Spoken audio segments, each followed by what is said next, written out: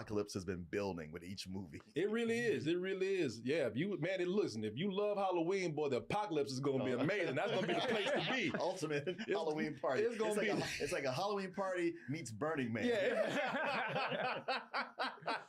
Hey, as you can see, I'll fit right in for the apocalypse whenever it gets here. If it's like George Miller's apocalypse, if it's anything like Mad Max.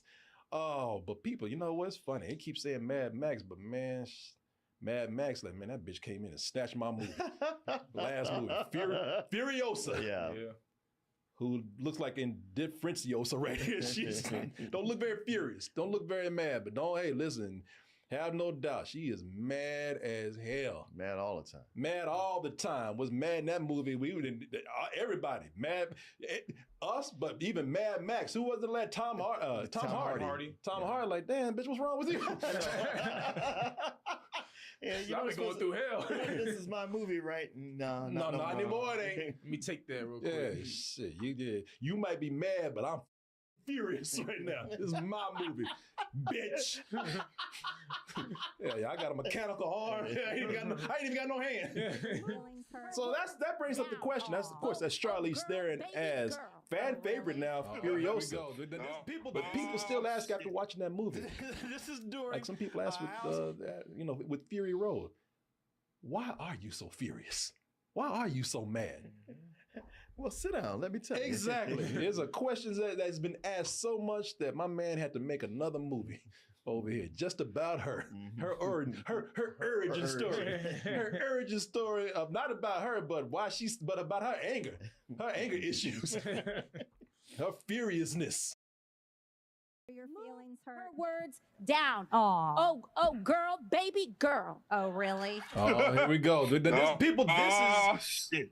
This is during a House Oversight Committee, and people talking, and these women out there talking like they like they at the salon, talking shit. Baby girl. Baby girl. No, not girl, but baby girl. It's about to go off. Oh, hell no. Once that baby girl dropped, then that's when the real shit talking begins. Don't even play.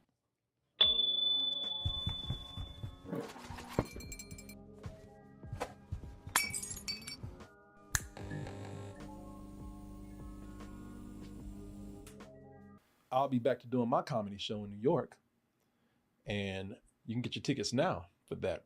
People, you know that I've been going to New York and doing a comedy show there, and it's been going very well. The venue has been asking us to come back and just pretty much gave us a regular thing now.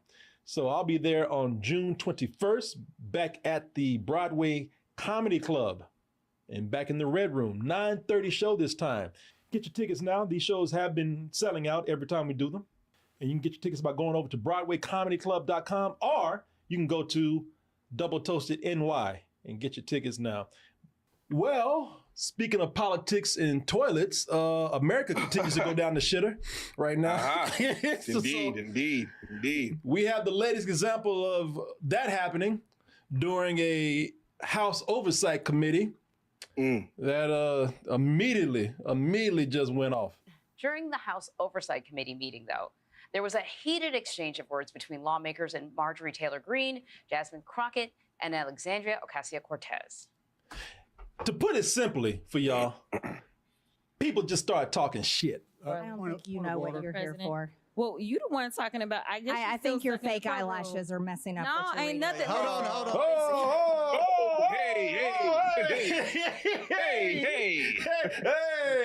Hey, now hold on. People, that is representative from, is it Georgia, y'all? Marjorie Taylor Greene. Oh, no. She was talking to Representative Jasmine Crockett. Now, thing with this is that, listen, you know you're not going to say what you just said to a black woman, and she ain't going to talk shit back. And that's what happened, and that's how this whole thing started erupting. And I would like to move to take down Ms. Greene's words.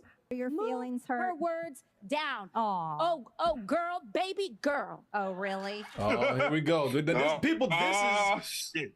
This is during a House Oversight Committee, and people talking, and these women out there talking like they like they at the salon, talking shit. Baby girl. Baby girl. No, not girl, but baby girl. Baby girl. It's about to go off. Oh, hell no. Someone on this committee then starts talking about somebody's bleach blonde, bad built butch body, that would not be engaging in personalities, correct? A what now? Beach blonde, bad built butch body. My man said, "Oh, what?" Those are a lot of words. Those a lot of B's right there. What she just say? Yeah. Oh, what? Is she rapping now? That was the best part of that whole exchange. What now? What in the hip hop hell is this? My man is confused. What not now? The hop, the hippity, what did you say? Hip hop, the hippity to the hippity to the hip hop, hippity to hip hop hell is this? And he would man, listen, man. Oh, Hey, man. listen. That shit did have bars to it, man. So somebody, you know, especially black folks, they immediately snatched that and put that to a beat. Mr. Chairman, I would just like to ask the following. Play. Bleach blonde, bad built butch body. A what? Butch body. A what? Butch body. And that's what I love about people, man. Put it to a beat.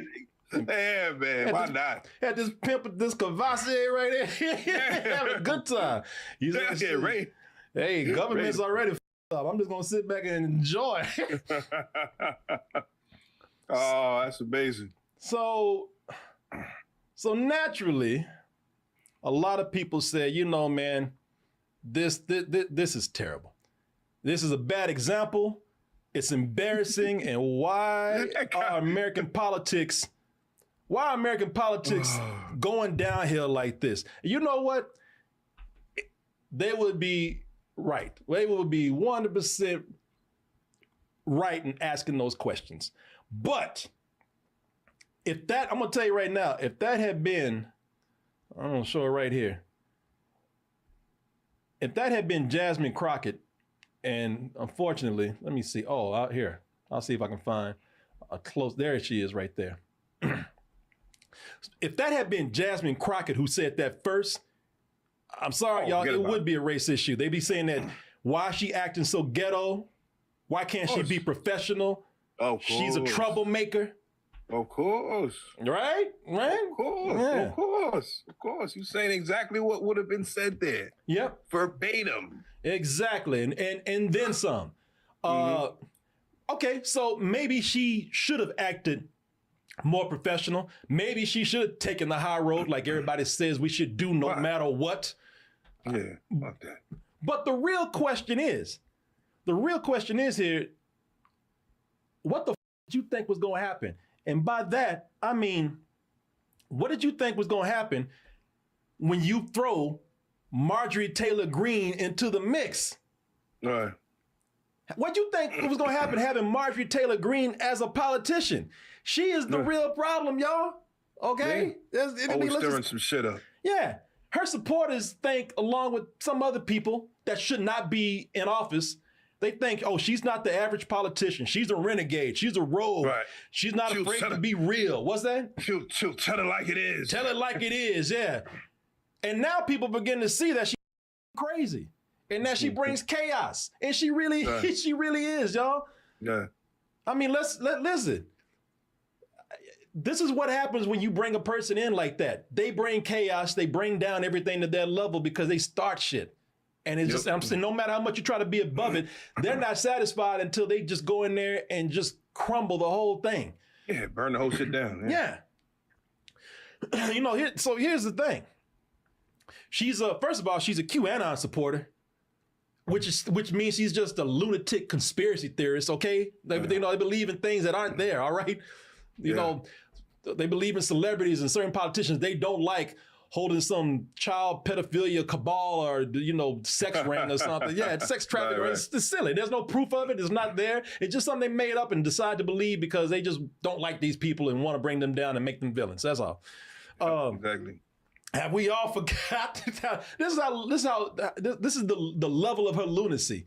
Have we all forgot about the Jewish space lasers that she was putting out there?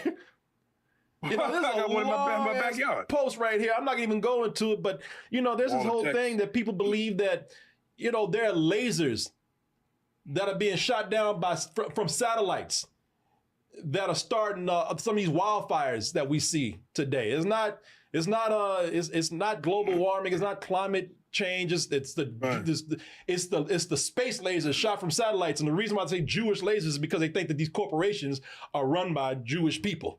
Now, the Jews are doing that. It's crazy. I got a highlighter right there. You can look at it. You know, you can read it, but I'm not gonna read this whole crazy thing, but you can read it. And she has no professionalism when she's called out on this. I mean, she doesn't care, her demeanor, she doesn't carry herself like a professional politician. So, what about Jewish space lasers? Tell us about Jewish space lasers. No, why don't you go talk about Jewish space lasers, and really, why don't you off? How about that? Thanks, thank you very much. We talked about this. Yeah, well, you talk about the Jewish space. You know, what the fuck off? Yeah, she got nothing to say. Yeah, she said, "Watch you off." And then my girl was at the end. I love that because she was like, "Yeah, gotta." She's been shown to mingle with white supremacists. Like, she's gone to functions that are led by white supremacists as a guest. Like right here, this is the Georgia Recorder, but this is everywhere. Marjorie Taylor Greene spoke at an event led by a white nationalist and has no regrets about it. You can read up on that. Why would she? Yeah, and then gonna claim later, like, well, I didn't realize that I was. Yeah, you did. Stop. I just thought they were clean people with all these sheets around. Yeah. Somebody said she's a Proud Boys hoe. Yeah, hey, and it'll just a hoe when you get right down to it. Yeah, about to say without the Proud Boys part, yeah. Yeah. Constantly heckling the president. Listen, you don't have to like the president, but again, to keep things civil, you express it in a more professional way. You don't sit up here and treat this shit like you at a comedy show. Yeah, tell some jokes. Yeah. She's a hypocrite. Mm-hmm. You know, she talks Christianity, talks family values, always taking pictures of herself in front of crosses on the wall and everything. But, and I believe this, it's been more alleged than anything, but also there's been more evidence that she cheated on her husband with a couple of people. Relationships are said to have taken place long before her career in Congress. Craig Ivey, the tantric sex guru that Taylor Greene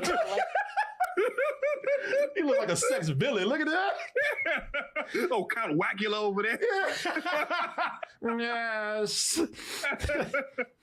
I'm here to get you off, yes. This dude looks straight out of a comic book, man. He like somebody Batman should be arresting right now. Yeah, I don't know. The 1960s Batman. Yeah, exactly. Yes, I'm the diddler, yes. Poof, Daddy has nothing on me. Yeah. Oh, man. Yeah, people, this is crazy. Ivey, the tantric sex guru that Taylor Greene allegedly slept with, did not deny the affair when asked. Everything with her comes to no good. And she got divorced from her husband. So, yeah, she did that shit. I'm telling you right now, man. So, you know, people, come on. If this woman can't live her life respectfully, she can't be a responsible leader. Right. And she's bringing down everything with her. You know, come on. You know what I mean? Again, what did you expect to happen? Don't put, you know, a lot of people looking at this like, oh my God, you know, the American politics have really just gotten ugly and I have no hope for a government anymore. But you bring in bad plays, you bring in crazy people. Yeah. What do you think's gonna happen? She didn't just get crazy now. No, hell no. No, she didn't. Hell, you might as well vote for this fool right here too. Which they did. This dude's a politician, so. Oh man, all right. So here it is. Him or her? Oh man. Well, she hasn't started licking toilets yet, so unfortunately about to go with her. This man over here, you know, come on, man. You know, she ain't started doing this yet. So. She ain't get her mustache this yet. No, she ain't got the shit stash yet. If you want to get acquainted with me and my son, you have to take us to Disneyland. Ain't that a bitch? I went to pick up the next day. She got 4 more kids. I says, who kids are them? She said, those are baby kids. I said, where the fuck is baby? Baby went downtown. So why didn't she take her kids with her? Oh, don't worry about it. Baby left $10 to help get him in Disneyland. Ain't that a bitch? Man, it was $200 trying to get them fuckers in Disneyland. And you know how kids act when they never been nowhere. You know how they act, don't you? We going through small world. They jump out the boat. I ain't just holding dick talking about small world. Shit. Small world. We baby kids. We don't die, we multiply. Shit. I said, damn, no wonder baby went downtown. I was scared, too, because I'm on parole. I ain't supposed to be around nobody bad. I go to jail fucking around with baby and kids. They're going around slapping white folks upside the head. Baby, small world! Small world! And the baddest one was 3 years old. Talk and shit in his pampers at the same time. Come on. We, baby kids. We don't die, we multiply. Shit. And some guy out there, some white guy out there thought they were my kid. That's what made me mad. Brother, Broham? Tell me, are those your kids? I said, no. No way, none of my kids. Them baby kids. He said, gee, where in the fuck is baby? I said, motherfucker, I don't even know baby. Ask me where the fuck baby is. Yeah. I walk in, man, they just tearing up shit. Fuck Donald Duck up. Just whoop Donald's ass.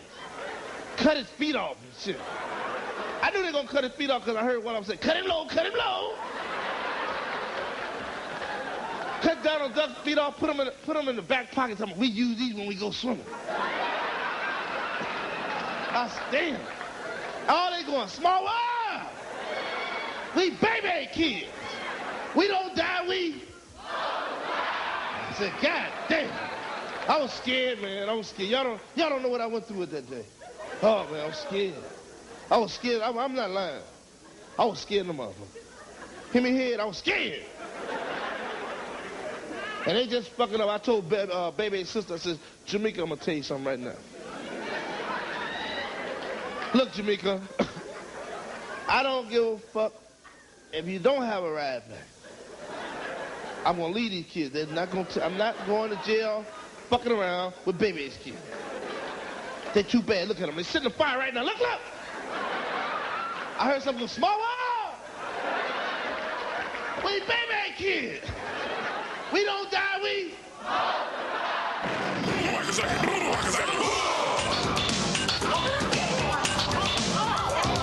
Now you might pray to God, y'all, but I like Lucifer best of all. Sunday school is a place for fools. It's hot in hell, but the devil's cool. Don't keep Satan waiting. Don't keep Satan waiting. So don't just sit there, join the club. Sell your soul to Beelzebub. Hey, everybody, it is I, your favorite satanic streamer, Count Jackula, once again here for another satanic stream, and the sin is about to begin. I want to say hi to everybody. I see someone called Grimoire's Voice has joined us, says they're a long-time sub, first time on a stream. How you doing? How you doing? Hope you're okay. I see Cat Hermit is with us, so Stacy, Johnny, Zevon, Flashman is here. Excellent, excellent. And Perry and Tristan. Excellent. It's a good thing. Greetings right back, Grimoire's Voice. Greetings back.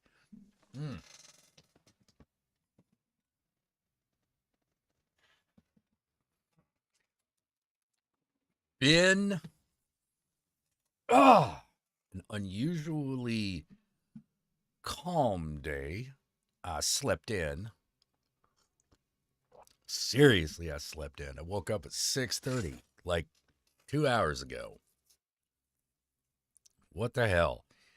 I got to bed early. Well, no, I didn't. I got to bed around 5 a.m.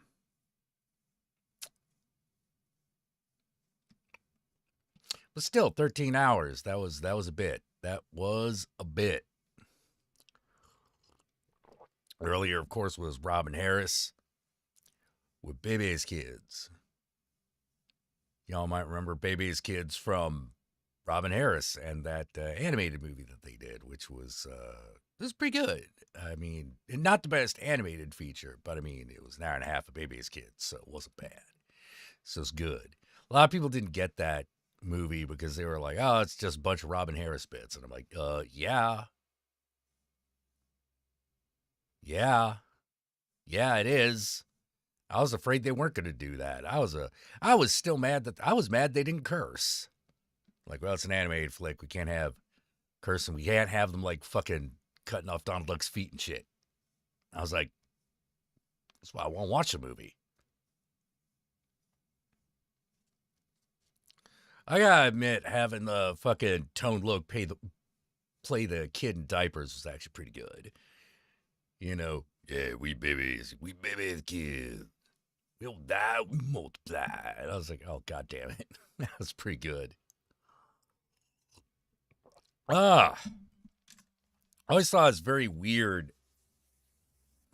Like back in the 80s and 90s, unless you were watching like a comedy show, like you weren't understanding the experience of that world. You know, comedy show, you'll get it. But in like movies and television, nah, it's all, you know, that was all usually made for white people. And as a result, gets toned down. You know, as a result, it got toned down. And that was a shame. But these days, it's gotten a bit better. It's gotten a bit better.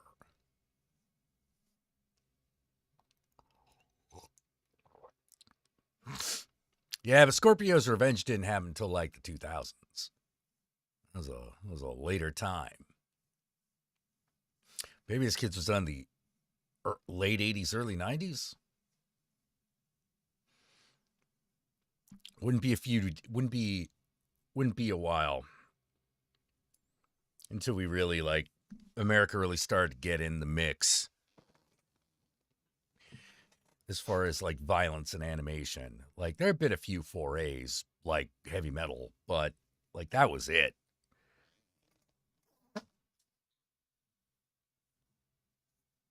Excuse me. Yeah, basically, you know, Jap animation was where sex and violence and animation lived. Good times, good times. It always weirds me out when people complain about it. I'm like, bitch, don't talk to me about, you know, too much sex and violence in anime. That was the bread and butter of that whole fucking industry for a couple of decades. Don't give me that. Yeah, Ralph Bakshi also did it, but he didn't like. He did the sex, but he didn't do the violence. He didn't do like graphic violence. You know, like nothing he did gonna compare to like Akira or Urotsuki Doji or anything like that. Or yeah, Violence Jack, frickin' Wicked City, the first episode of Doomed Megalopolis. You know, the later episodes aren't really worth watching. They're pretty bad.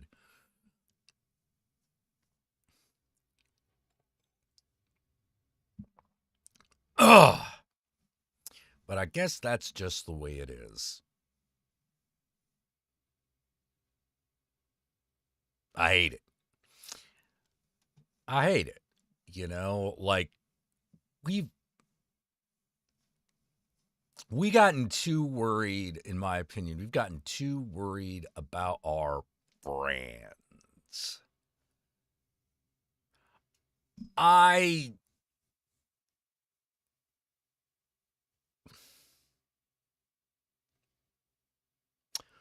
Once people themselves became brands, like on YouTube, I was like, oh, fuck this.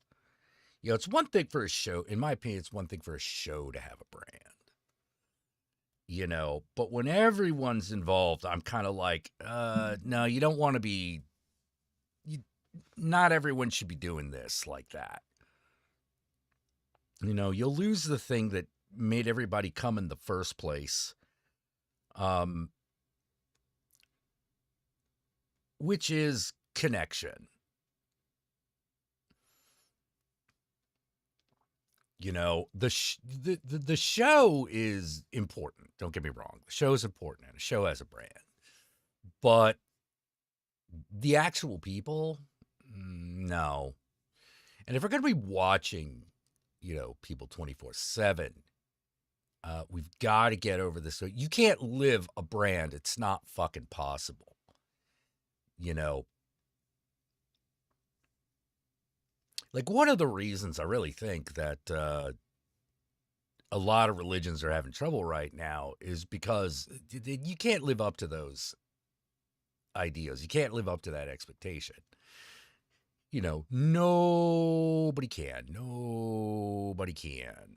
You know, so you're going to see something guaranteed that's going to be off-brand because you just kind of have to.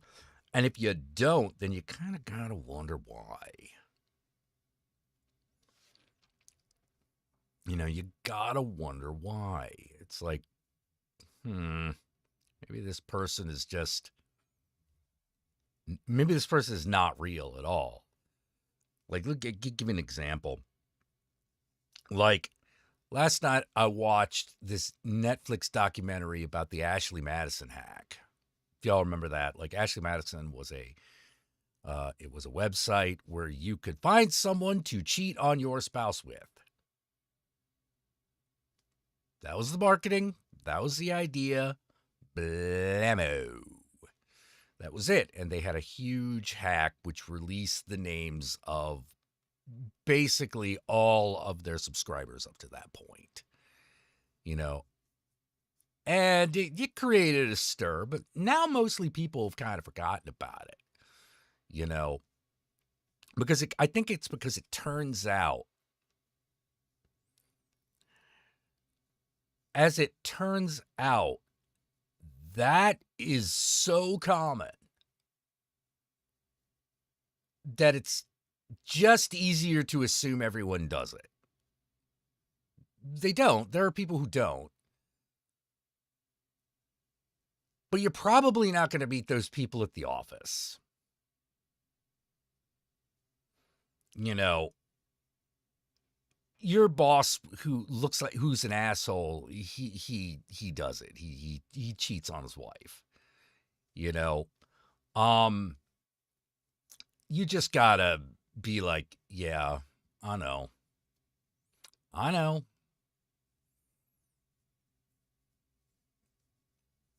Yeah, and it turned out it was like 90% straight dudes who couldn't even find anyone. And yeah, that was one of the things that they talk about, but they didn't talk about it enough. Like, that documentary is actually terrible. It's actually a really bad documentary because we focus so much on this one Christian couple, and they try to get you to, like, feel sympathy for them. And I'm like, I don't give a shit. They're fake as fuck from the get-go.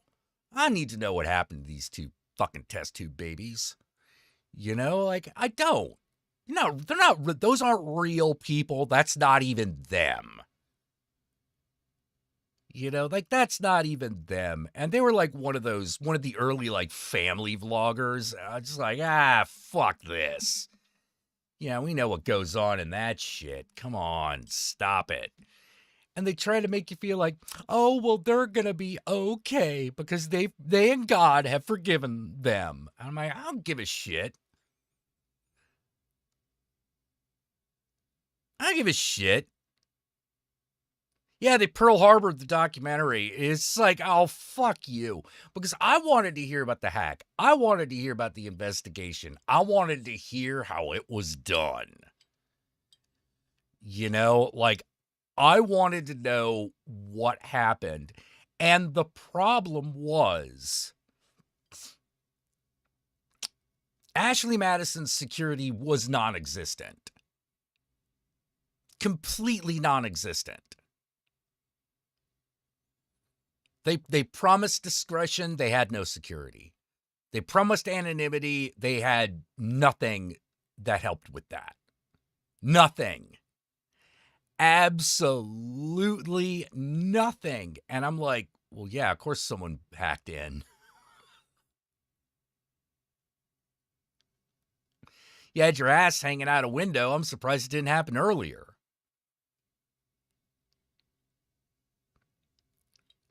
Oh, no, it was not a pina colada situation. It was not. You know, but they're trying, but because those people became family vloggers, they're trying to save face. And they're talking about what good Christians they are. And I'm like, oh, fuck, I know. You don't have to tell me you're good Christians. You cheated. I know. Like, that was clear from the get-go. Because you cheated.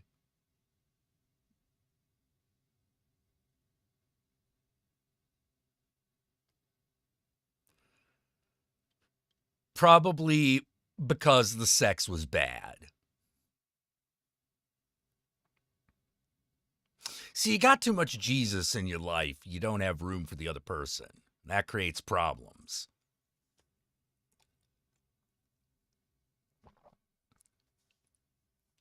You know, Jesus is a jealous bitch as far as I can tell. Yeah, they also see porn as cheating. Now, this is actual cheating. This is like, but they don't go into any of the juicy details, right? They don't tell you how many people he cheated on her with, but it was apparently a lot. And I'm just like, fuck you. And of course, they live in Dallas, Texas. And I'm just sitting there going like, I don't know what to tell you. Christianity failed you. Oh, we're seeking couples therapy, so we're talking to our pastor. Oh, fuck you. You've learned nothing.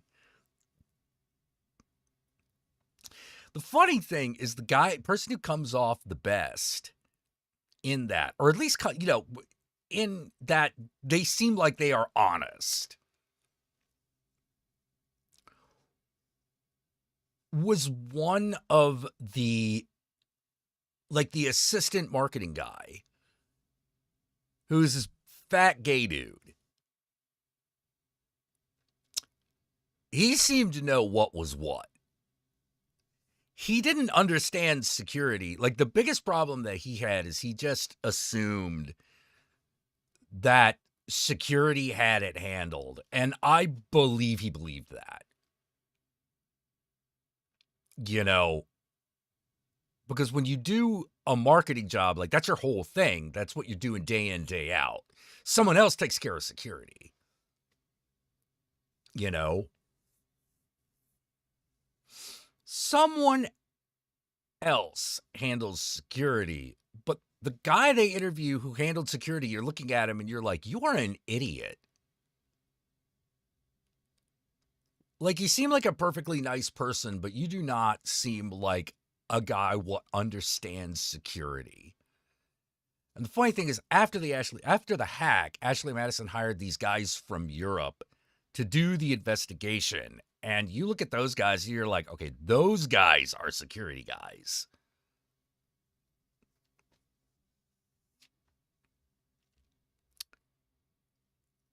But the problem was that the security was so bad, they couldn't do anything.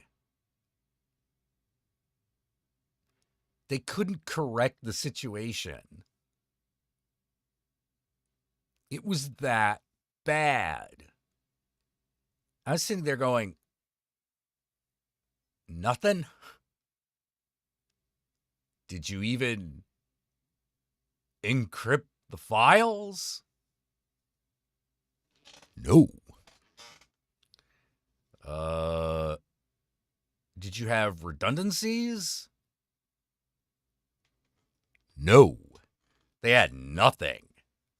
So it's one, and they had nothing for like 7 years. And I'm sitting there going, the thing that you promise the hardest, you had nothing for. Well, no wonder you got fucked. Yeah, so bad it was practically non-existent. And I'm like, what? You mean anyone could have just broken in? All they needed was a password? That's 1980s shit. Motherfucker wants a password. Motherfucker wants to get a password. Motherfucker's gonna get it.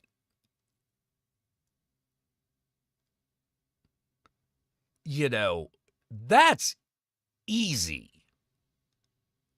You just have to be a little persistent, and probably not even that much.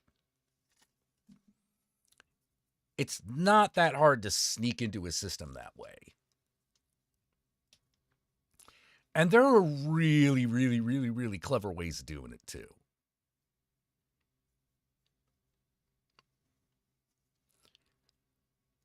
There are really clever ways of doing it. You can break into a system so, you know, that first layer of security is so easy to fucking bypass. You need a lot else. And you gotta get clever. Like, one thing that a lot of places do, like places with decent security, is they leave honeypots, which are these files that are meant to look like legit files, but the information is garbage.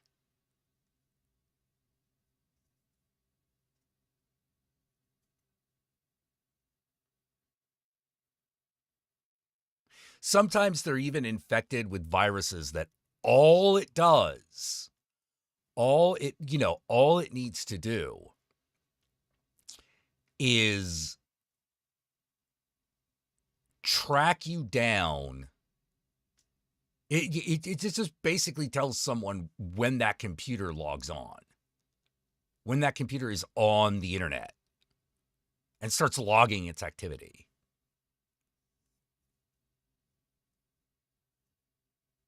Now, they don't necessarily keep track of it in real time, but it's a way of, if you become a person of interest, that's when they start looking.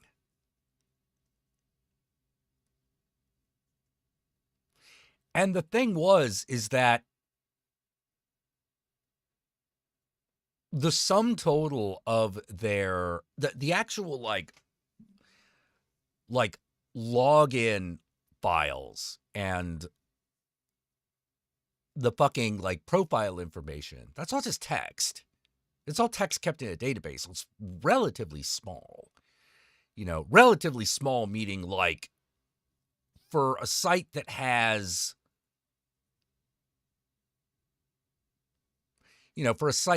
like 40 million users, the entire login, profile text, all that, it's about 200 gigs.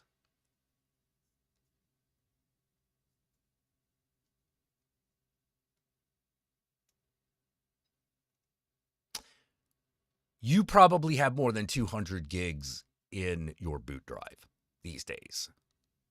So it's not that big.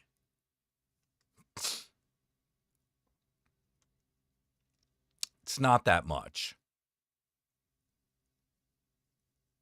Yeah, it's real easy. It's real easy. Like, there's this one hacker named Sexy Cyborg. She operates out of Shenzhen in China. And one of the things that she does, or she did, because she's a insertion specialist, basically breaks into shit. she breaks in. Her thing was breaking in. Did she ever steal anything and then sell that information on the black? No idea. No idea. Because of the insertion specialists, that the people who don't sell the information are about as common as the people that do.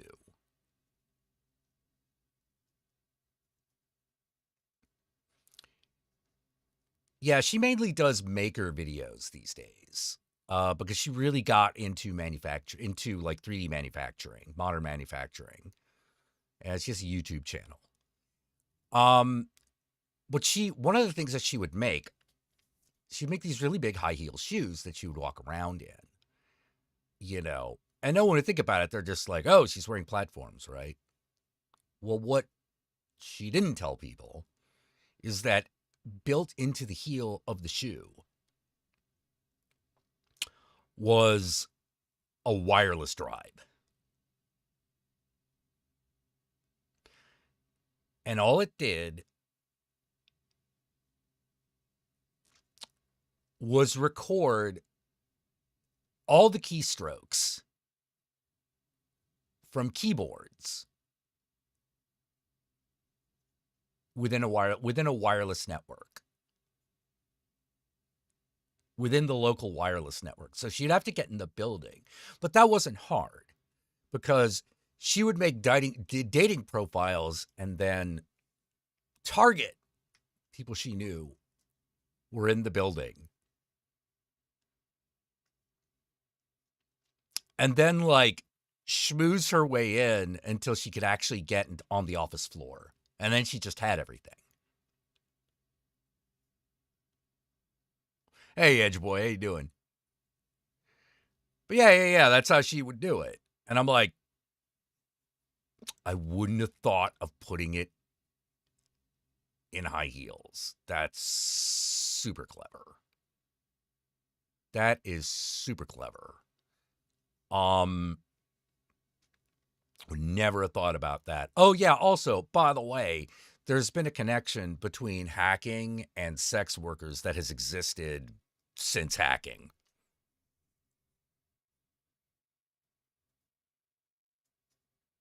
Yeah, she even scanned her body while in a string bikini. Yeah.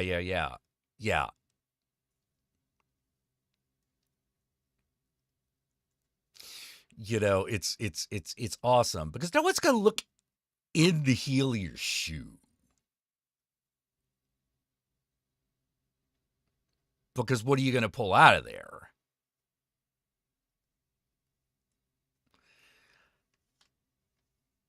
But yeah, it's so easy. It's so easy if you know what you're doing. You just have to know what you're doing. One of my favorite hacking techniques to break into investment banks or investment firms or any of that shit. This is another insertion tester. Who's the mentor of someone I know. He's like, if you want to get into the system, now I'm not talking about like necessarily getting anything important, but just getting into the system to the point where you can start doing that, which is, the first step. Put a thumb drive in an envelope, a sealed envelope that says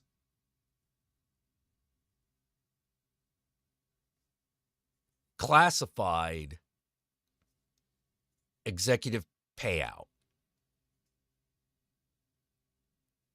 And then just drop that in a bathroom stall.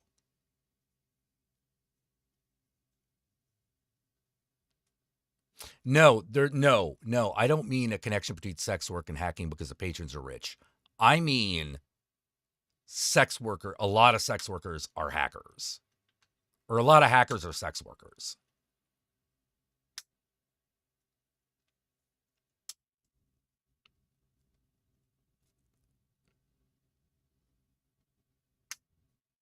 Messing with surveillance is a little bit harder depending on what you're dealing with. It's either real simple, as in you don't even need to worry about it, or really hard because the entity that you're dealing with's business is entirely surveillance. Like, it's really, really, really hard to get information in and out of the NSA or the CIA. Funny enough, FBI is much simpler, much easier.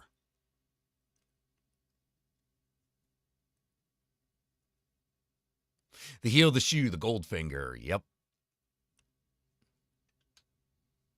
Yeah, see if the sucker will plug the mystery thumb drive into the computer. Yeah, and the answer is yes, 100% every time.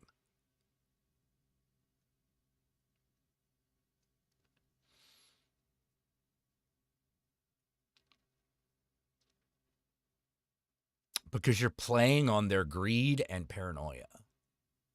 And it's an investment bank. It's Wall Street.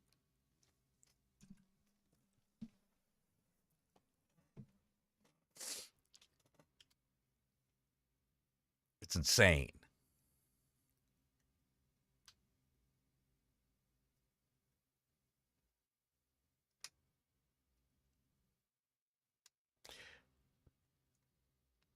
So fucking funny. And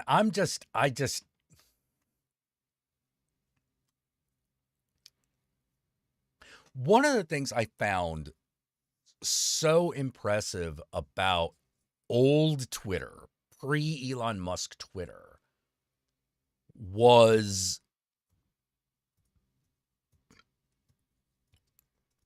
their security teams. The old security teams had some of the best. And it was still like a Sisyphean task.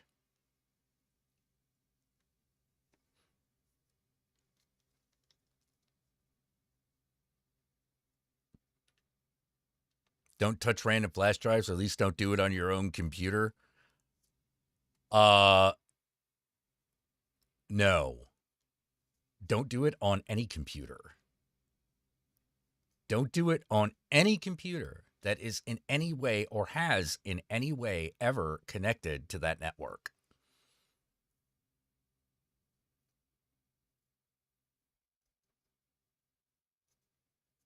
Ever.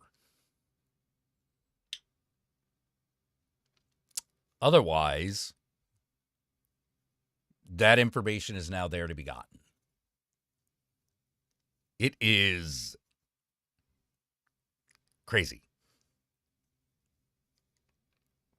A lot of the biggest security leak that you have in any system, is human fatigue.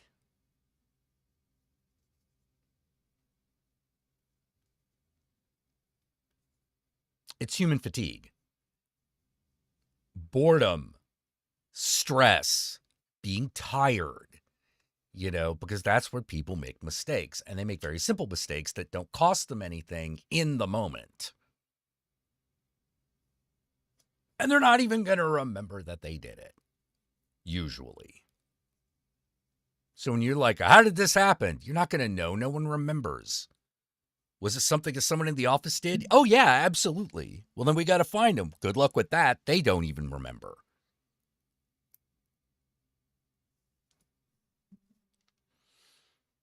You work them so hard, they just stop giving a shit. And because they don't give a shit, they don't even remember.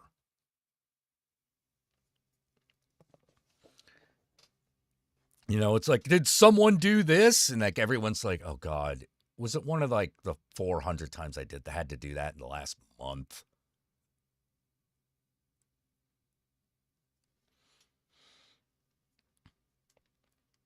That is one of the aspects of hacking that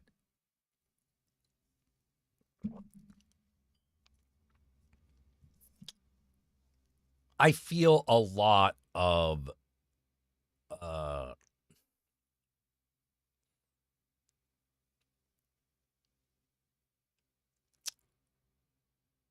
a lot of games get wrong.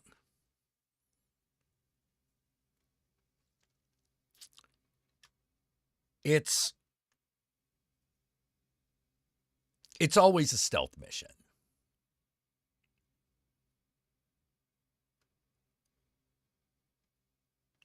It's always a stealth mission. And the funny thing is it's not stealth in the traditional sense.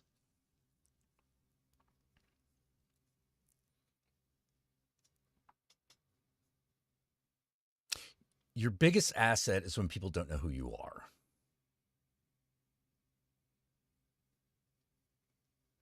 That's your biggest asset. People underestimating you or overlooking you is your biggest asset.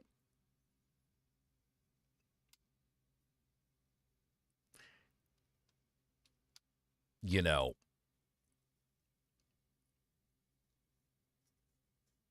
and one of the problems in games is that the biggest thrill in the activity is just getting away with shit.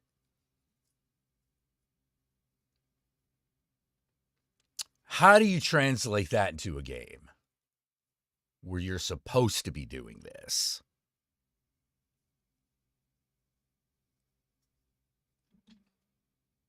A lot of hacking is about doing things you're not supposed to do. Finding ways to get the system to screw itself. How do you do that in a game? It's like, well, you mess with the rules of the game. And it's like, yeah, that's true. But how do you make that part of the game?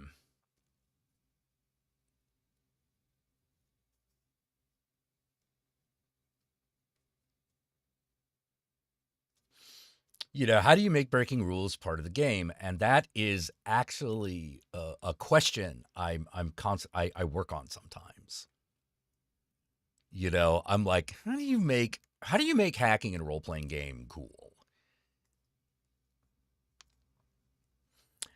And the only thing, I've only got a vague direction that I'm probably going to start checking out, which is if anyone remembers the game Mage of the Ascension. Is set in the world of darkness. You played a mage, and mages literally manipulated reality. And your powers kind of defined how much reality bending you were allowed to do. Yeah, cheat codes. You know, would a better simulation of hacking be to have a dummy game system? Like, for instance, like you're supposed, you know, it's sort of like the game tells you that there are things that you shouldn't do. But you make it look like you're not supposed to do it, or you weren't supposed to find it, but they have totally planned for it.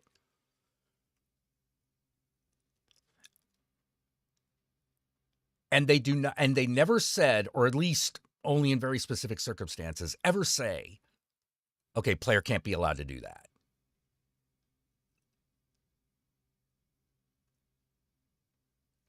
Like you're wandering around, like, you know, cyberpunk world, and you find a cheat code that if you walk up to a certain terminal and type in a certain thing, all the enemies take double damage.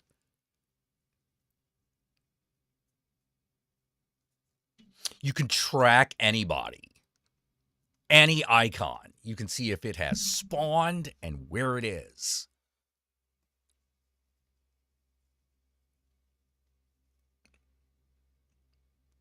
Yeah, as a mage, gaslight the public to push your powers beyond the limit, you know?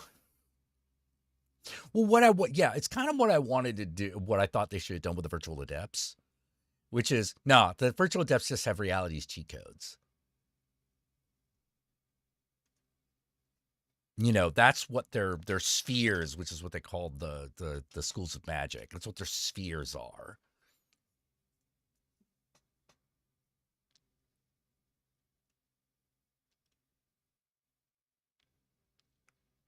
So maybe like making hacking a little more open-ended, like, oh, wait, I can do this. What if I did this? You know?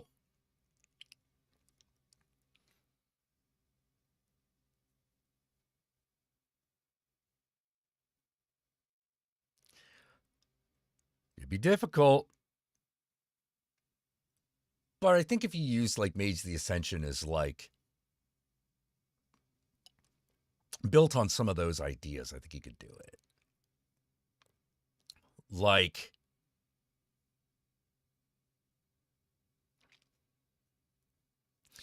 you know, depending on the setting, like most cyberpunk settings don't allow for fast teleportation. So you can't do that. Can't allow that.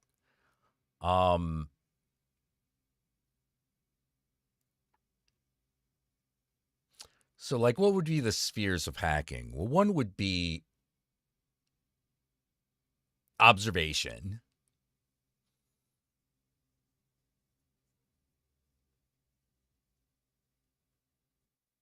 Another would be machine control.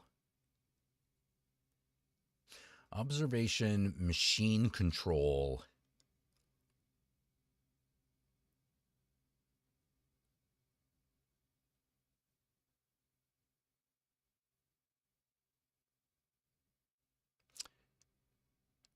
Insertion. You know, breaking into a system.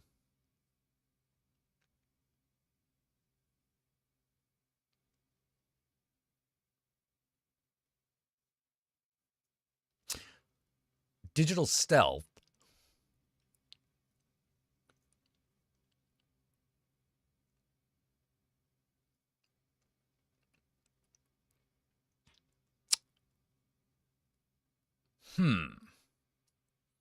Yeah. Did a little bit more like technomancy.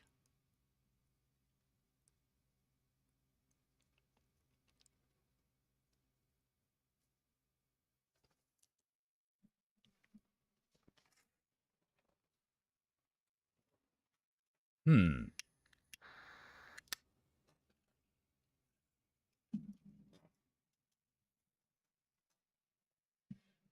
know, break it down like that. Give them the limitations, but then don't hem them in any further. Let everything else be up to the game master. You know, let the game master go like, no, you can't do that.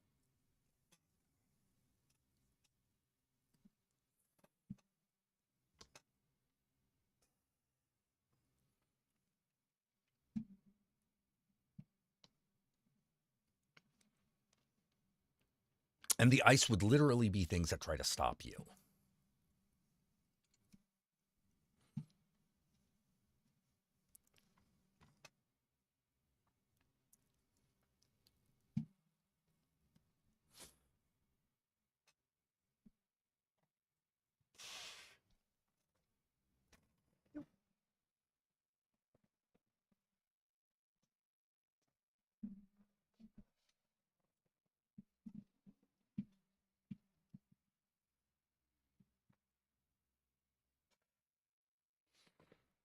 Oh, 30 Coins got canceled. That's too bad. I'm not too surprised though. Like that it's not an easy show to watch.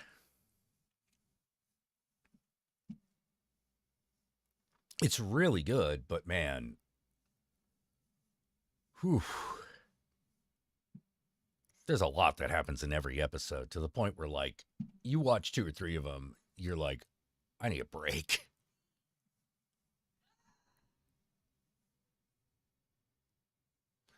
You know, you need a break, not because of like the extremity of the content, just because you're like, whoa, what all just happened?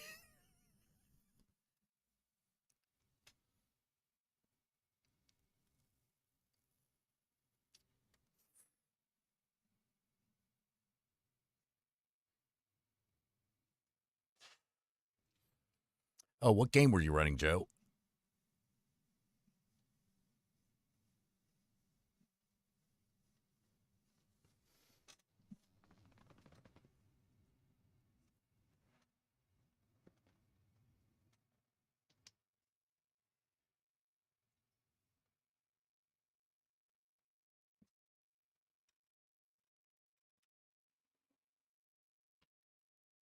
Yeah, well, canceling television shows has always been a thing. They've always done it left and right. The thing that's unusual is just how good so many of them are now.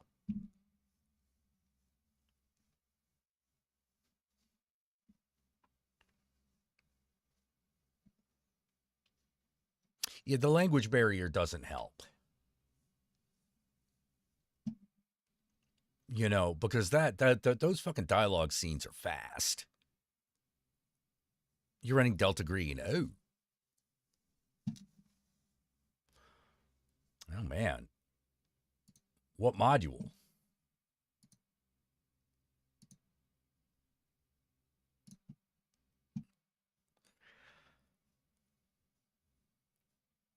Let's see.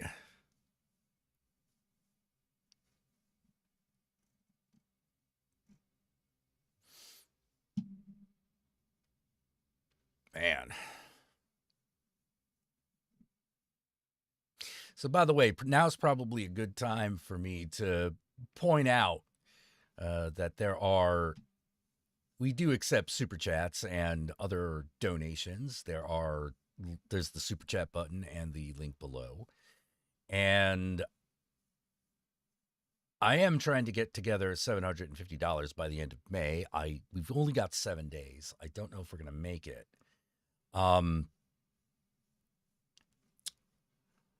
But I've been trying to set a goal for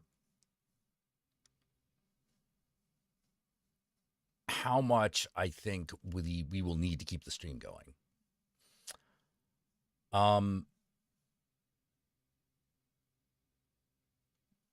The $750 is very comfortable.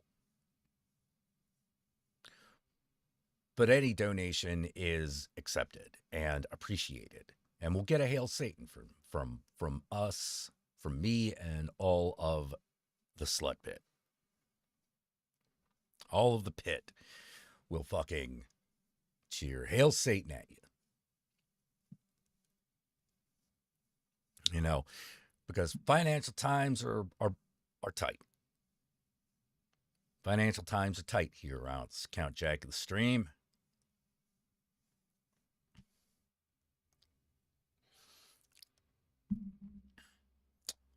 You know, and I'm trying to get a major project off the ground, which is the Babylon TTRPG, which many of you will know about. And in order to concentrate on that, I have to find ways to keep going. If that means I have to get a more regular job, then I will. Oh, thank you, Flashman. Thank you for the $10. Hail Satan to Flashman, everybody. Say, Hail Satan. Hail Satan. Hail Flashman. Lord of the Pit.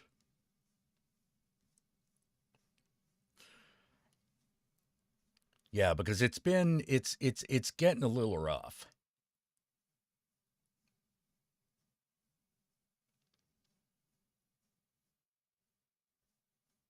Yeah. If you can't spare the cash, I understand. I'm not going to get mad or anything. You know, if you're in financial straits yourself, then don't worry too much about it. But you got a couple of spare bucks, please. Please, by all means.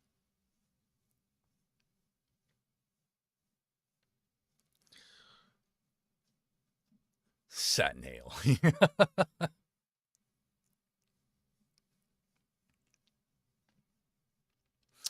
Yeah, it is. Yeah, it's getting rough. And but the good news is that the initial manuscript for Babylon is done. The first draft is finished. And we're now doing the second draft, which is coming along a lot more swiftly.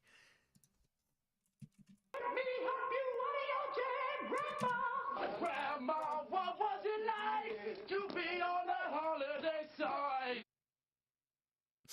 Oh. A sizable donation from Dinosaur Satan.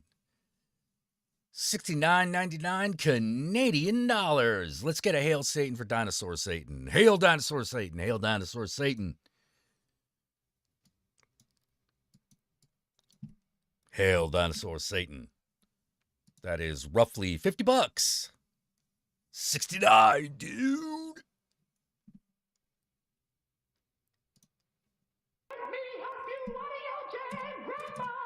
Grandma, what was it like to be on that holiday side? All right.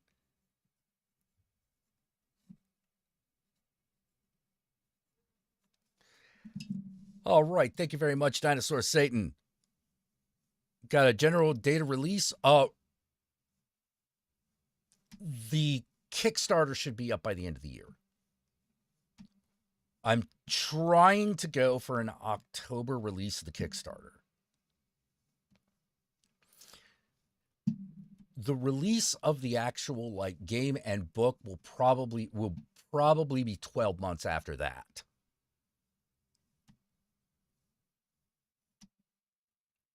Because this will be the first time we're doing all the shit.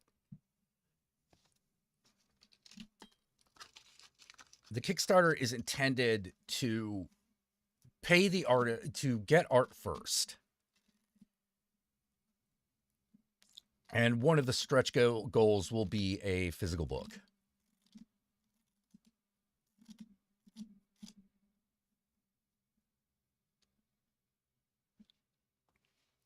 A physical book that can be distributed to stores and bought online.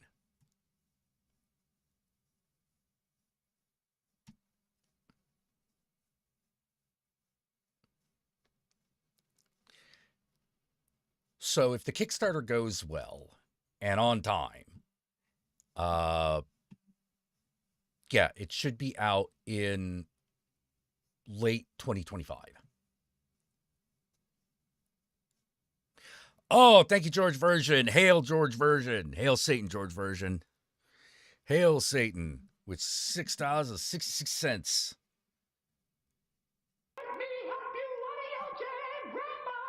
Grandma, what was it like to be on that holiday side? Let's check what kind of cool add-ons will the game have. Well,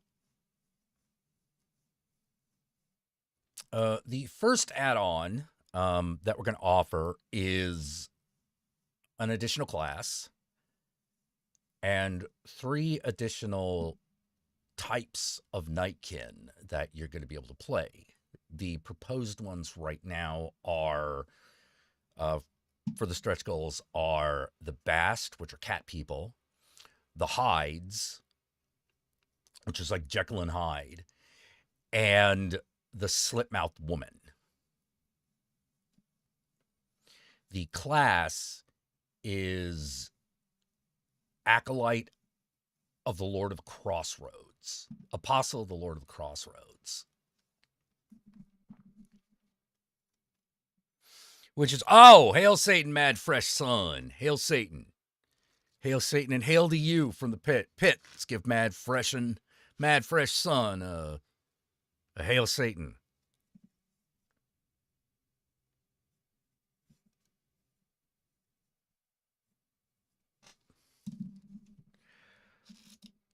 Yeah, people making it rain in the super chat. That is excellent. That's how it should be.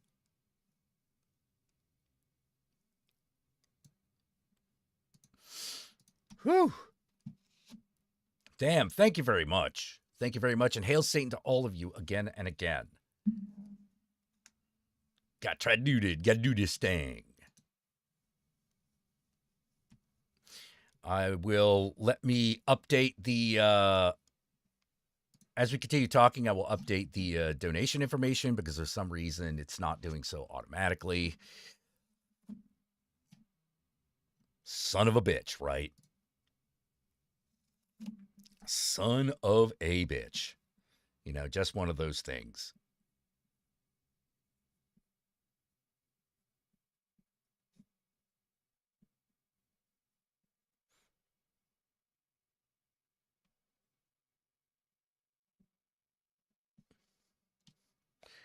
Do.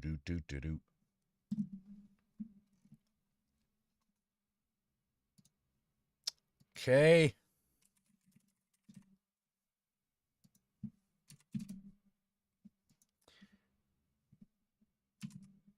We are at $200.31. Grandma, what was it like to be on the holiday side? Whew. All right, almost 35% there. Jack, do you have a style guide for art you were looking for? I do. I do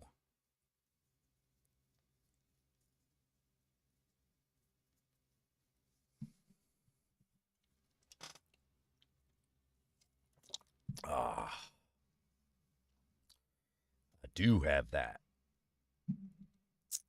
Yeah, I'm going to be updating it because there's now like some more stuff that should go in.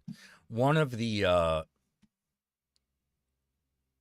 longtime listeners of the stream and a friend, Tazo, who works over at the Blizzard, will be doing some of the monsters.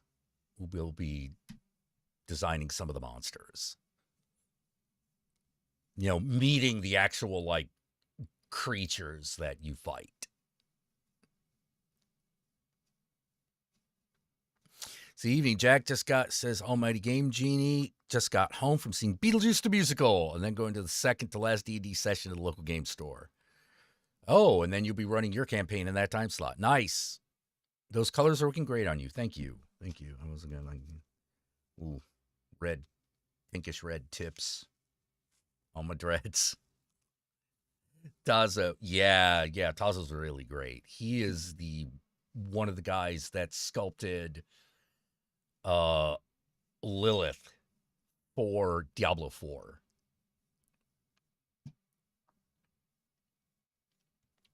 He is an amazing sculptor. You know, an amazing artist in general.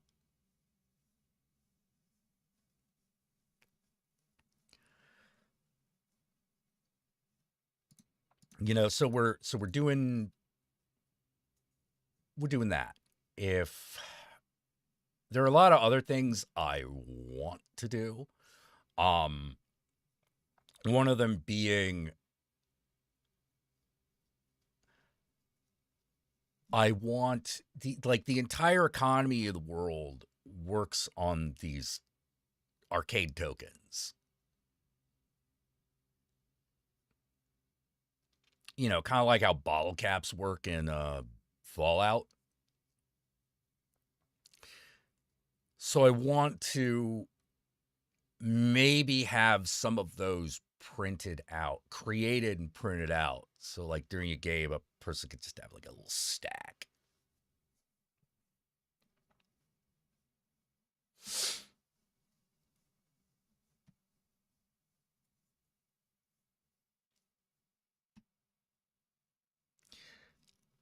Oh, man. Yeah, I heard Beetlejuice the Musical is great. Apparently good enough to give someone a hand job over.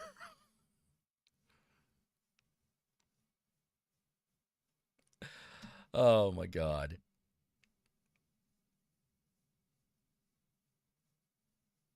Let's see. Once a week, 7 players, basic Pirates of the Caribbean plus H.P. Lovecraft themes, says Almighty Game Genie for his game. Oh, that's cool. Would you want to make OT out of resin or something? Okay, so Well, the coins, I would want them to be like,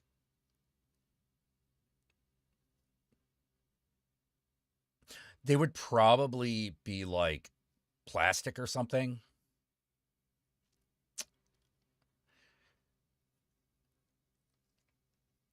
You know, with you know, a gold, you know, tint over them, you know, gold foil inlay. You know, if we could get them made out of like some sort of light metal, like you know, aluminum or tin, or like what those actual arcade tokens were made out of. I think it's nickel, combination of like zinc and nickel.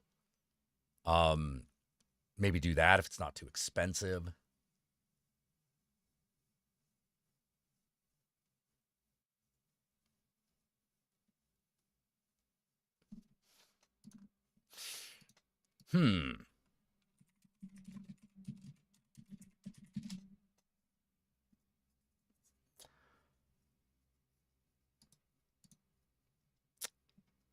Custom arcade and slot machine tokens.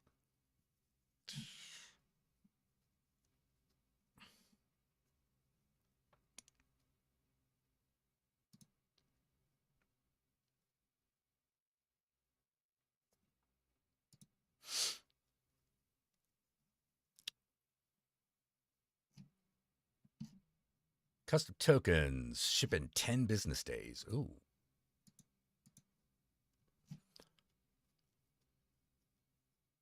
Put your company's brand and marketing message on every token. All it takes is a one-time charge of $210 per side. An idea what your token to look like. It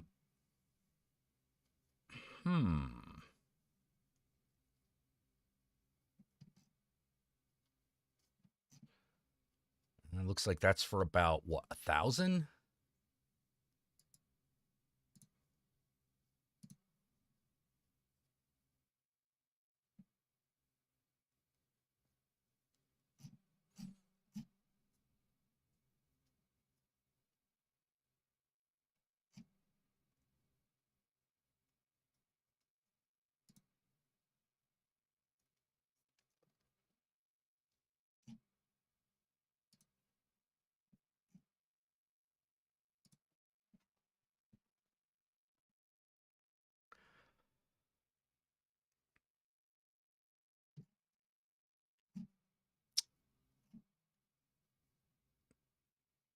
Okay, yeah, it's going to be like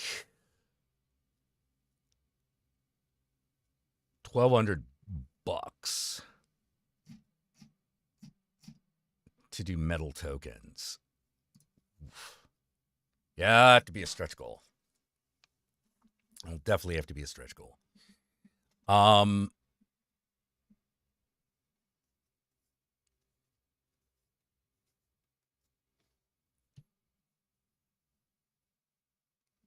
Their casino chips are a little heavy, about 20 a pound.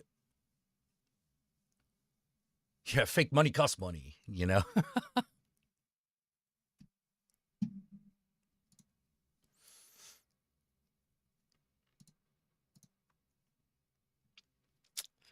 Oh, man.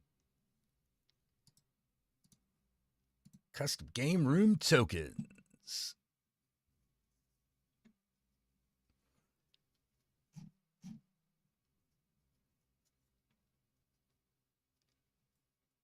Bag of 10,000. Okay. Yeah. Okay. Yeah. It's going to be a couple $1,000 to do that. So yeah, that'll have to be a stretch goal. How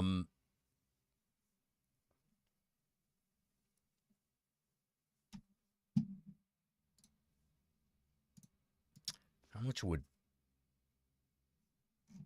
Wait a minute.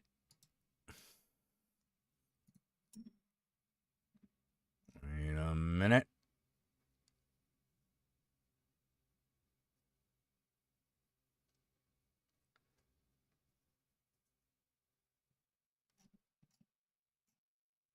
Is Alibaba the answer?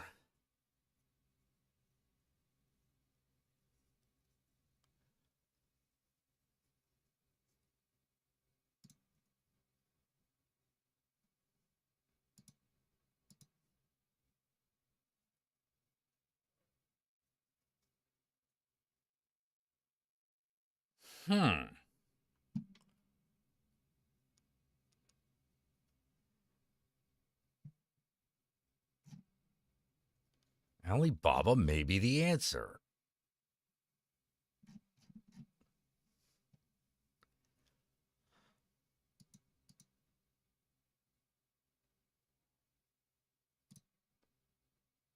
Well, well, well.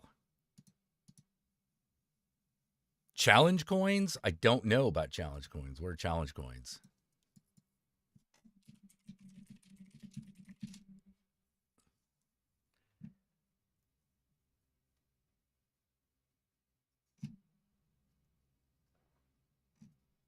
Best custom challenge coins with no minimum.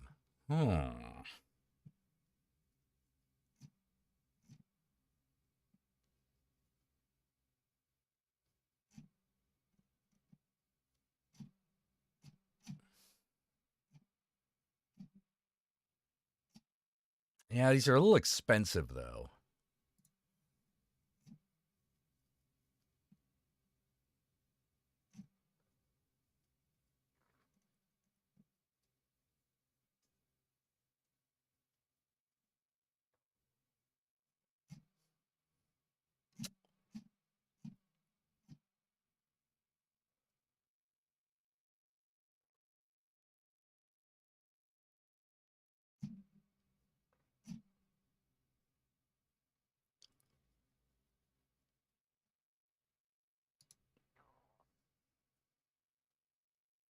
$3D challenge coins. What the hell?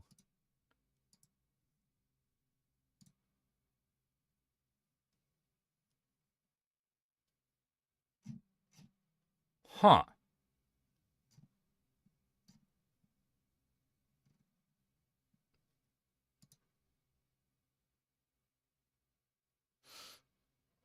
Oh, God, but these are like $3 each.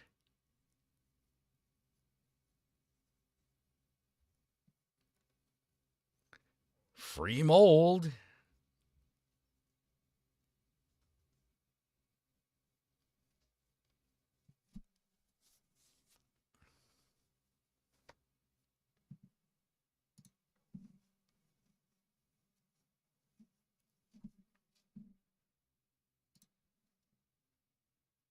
I might need something a little cheaper than $3 each. Damn.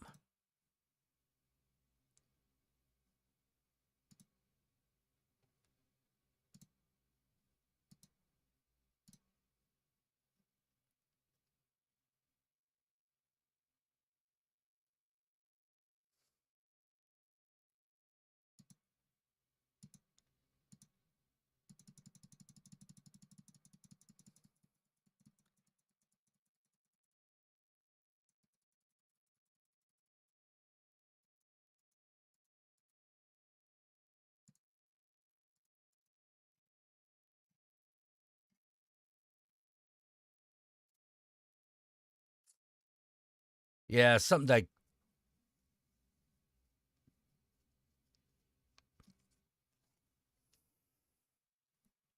Let's see.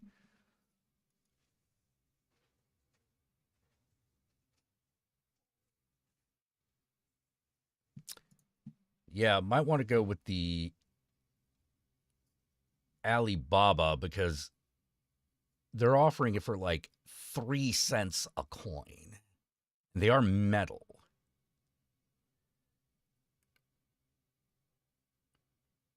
Looks like a somewhat flat stamp, but whatever.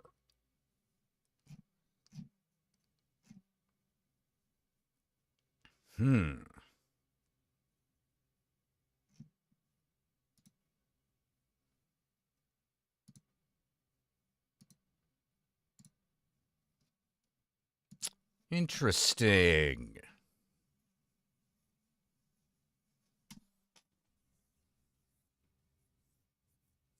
Interesting. So yeah, the challenge coins are a bit much. I mean, they're only like $3 a piece, but times that by a couple thousand.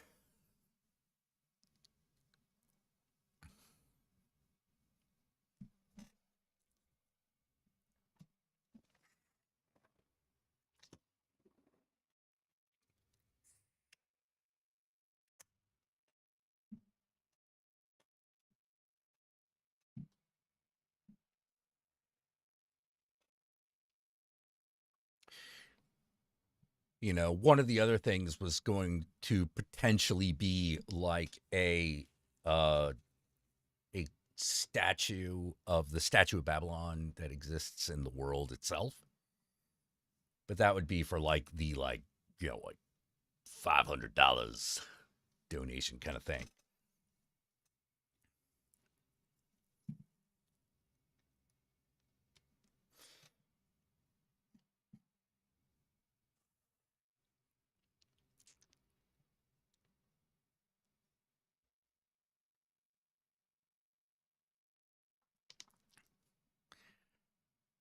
Yeah, so we're gonna look into that. Miniatures are also a possibility, but I think but we definitely won't be like manufacturing them ourselves.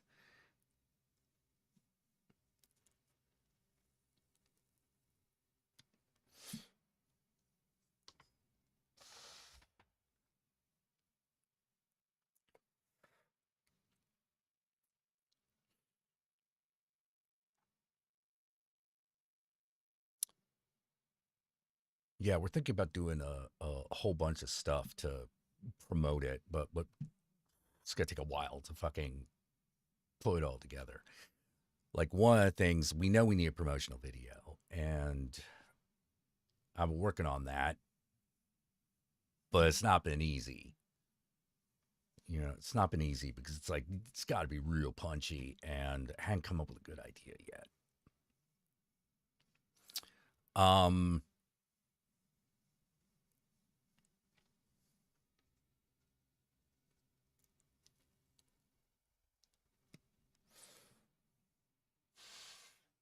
Had this one idea where during the month of the Kickstarter, actually inviting a bunch of monster VTubers to play the game live, where they would basically play a version of themselves or their avatar rather.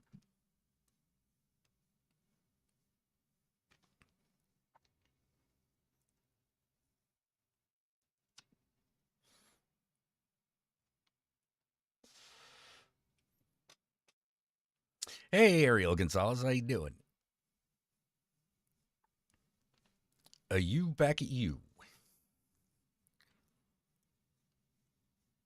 But yeah, my whole head is just like filled with shit I gotta do and gotta figure out how to do and stuff like that. Oh boy.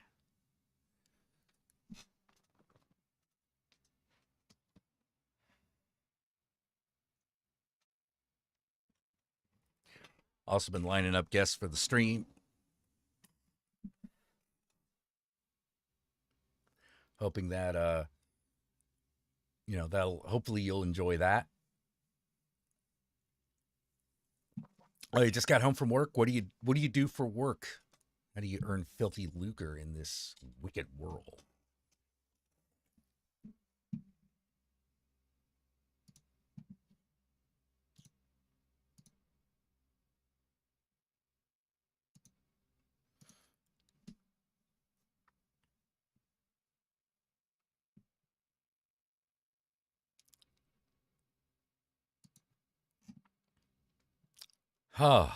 Whew.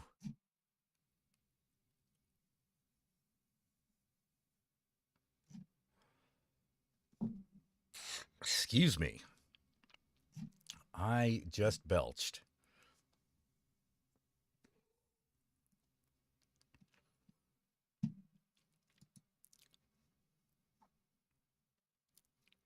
Yeah.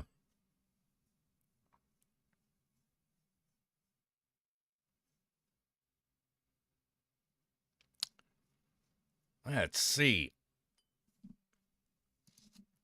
Some of the things that usually grocery department for Target.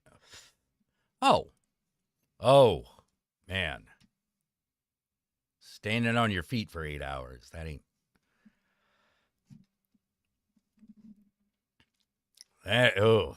Whoa. Yikes.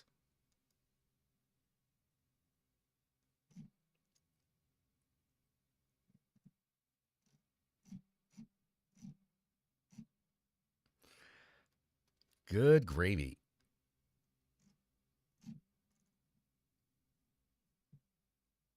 That is a thing. Man.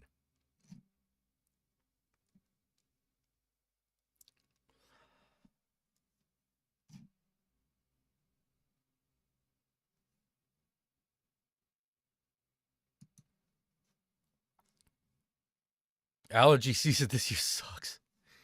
Perry says she worked at a Target for a while. The fitting room, it had a chair. Yeah. Oh, man. I don't know why they don't have chairs for the cashiers. I mean, seriously, like, why not?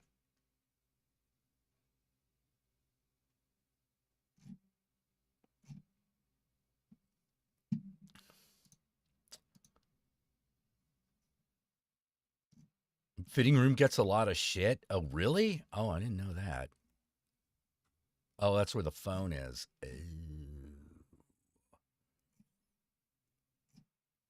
Oh, dear.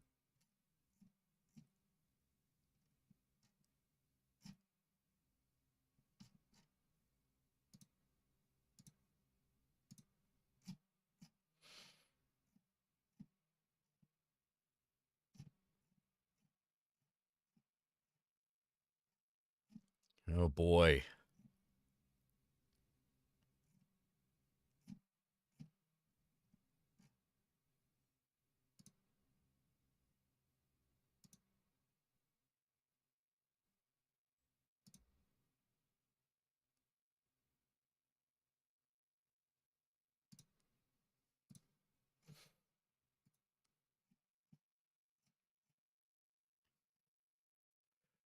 That's the good gravy.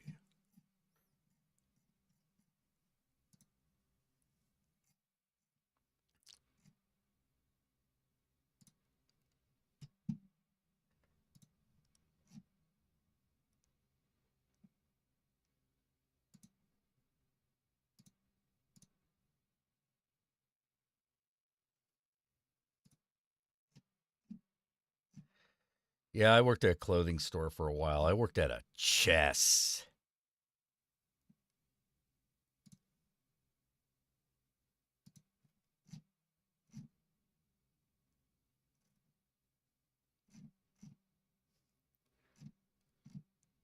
That was a thing. Got a lot of bad memories of that.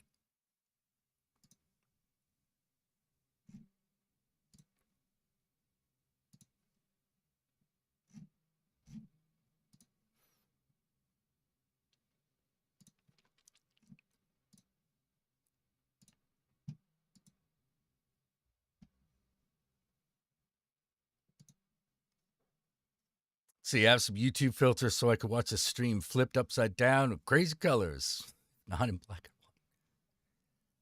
and white. Oh.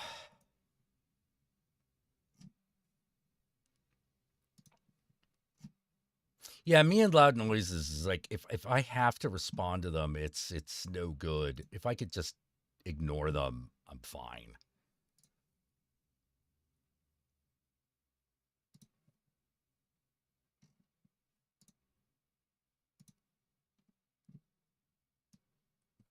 Yeah, retail's rough. It is rough.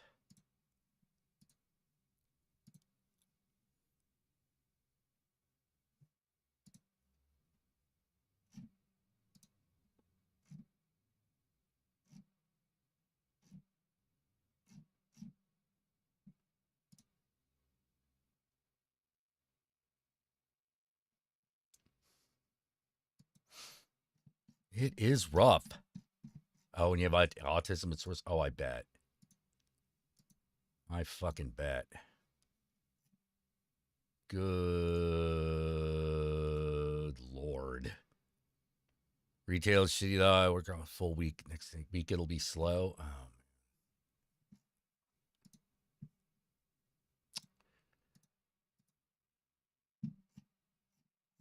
Yeah.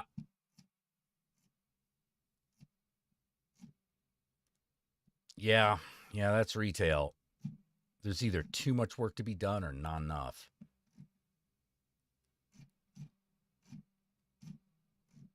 It's really too bad. Call center. Oh, no. Call centers suck.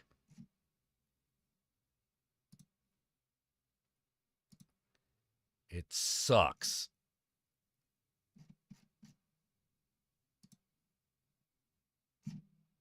I hate it.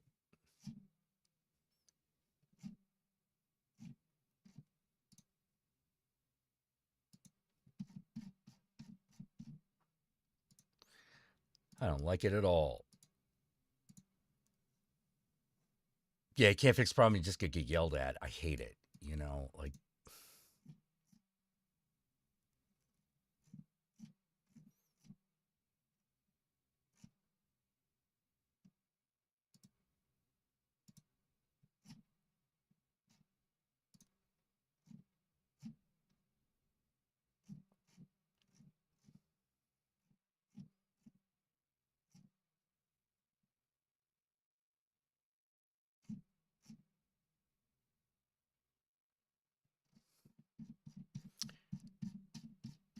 Yeah, the biggest problem I have with like call centers, really honestly, is just lying to people all the time.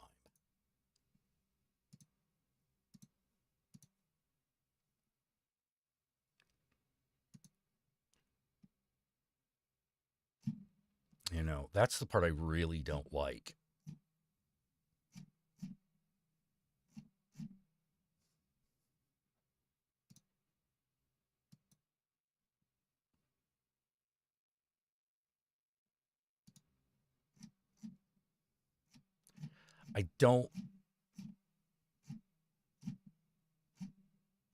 I don't like getting yelled at, but that I can handle. What I can't stand is getting yelled at when there's literally nothing I can do because I'm being stopped. And that's what working at a call center is like.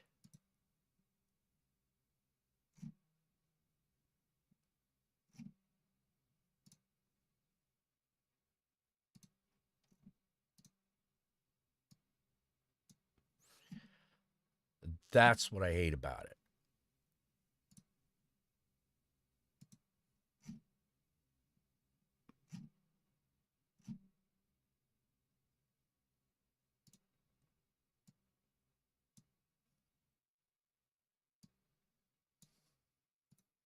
That's what I absolutely do not like about it.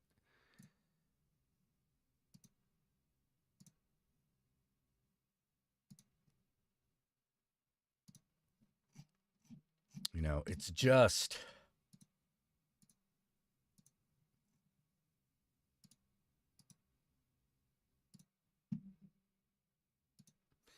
just the worst.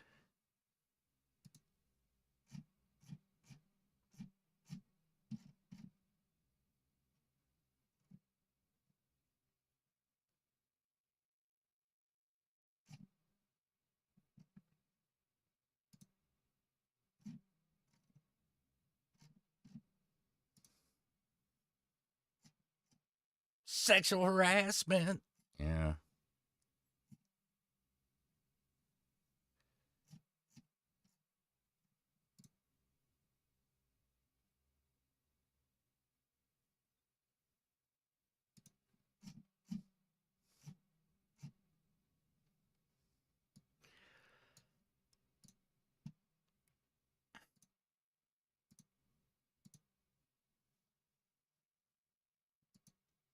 Good God.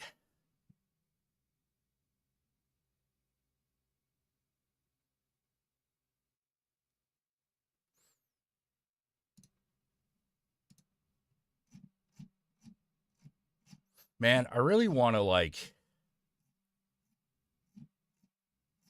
go through some art with you guys, but can't do that.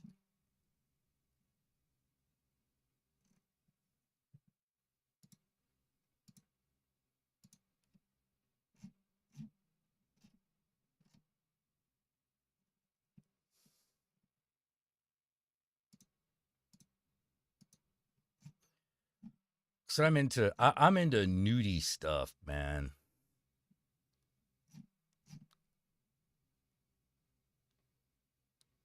I do not think YouTube will let me get away with that. Bastards.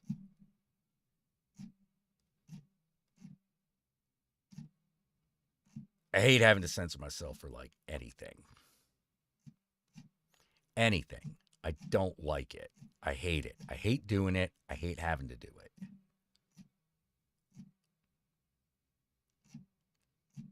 You know, we gave our fucking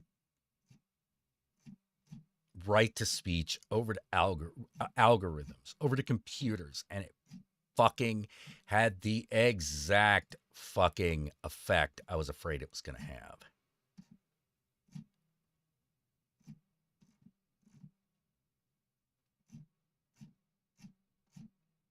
Yeah, we do have a Discord channel.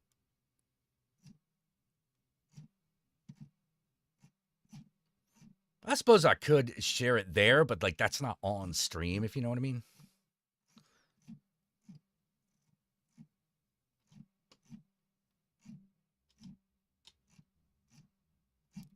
You know, I like the immediacy of a stream.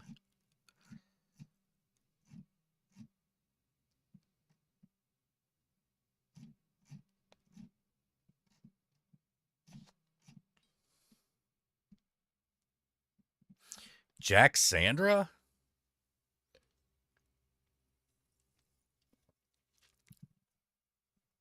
Yeah, good old prude tube. Yeah.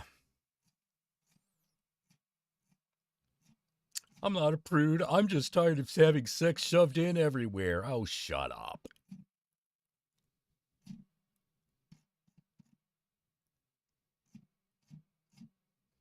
Shut up. Come on.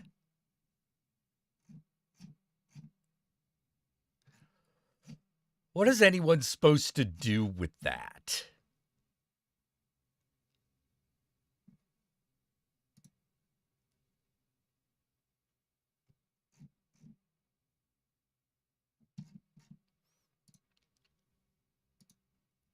You know, like, that's my big question. It's like, what am I supposed to do with that information? What am I supposed to do with, I'm just really tired. Oh, piss off. Why even commenting?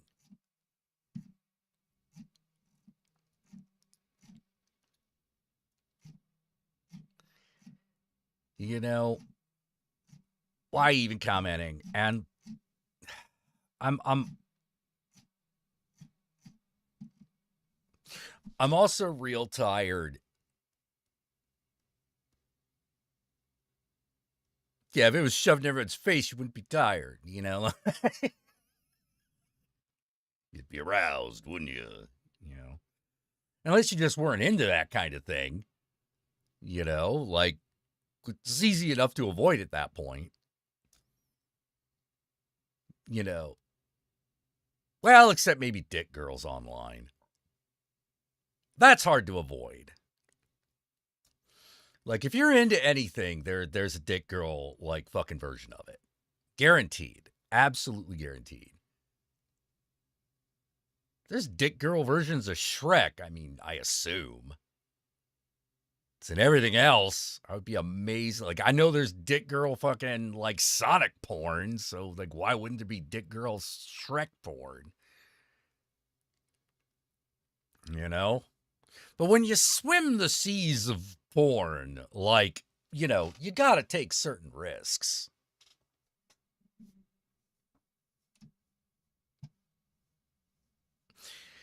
Yeah, I'm offended but embarrassed to admit it. Yeah, exactly, Dinosaur Satan. Yeah, fucking exactly. And I'm just like, oh, stop. You don't like it, then just don't. Just don't.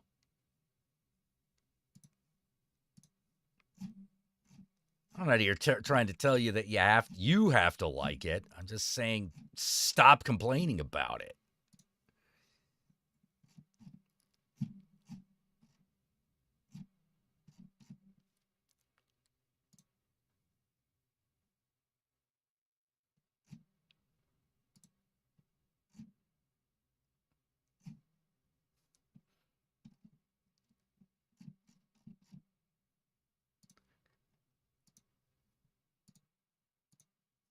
Yeah, Rule 34.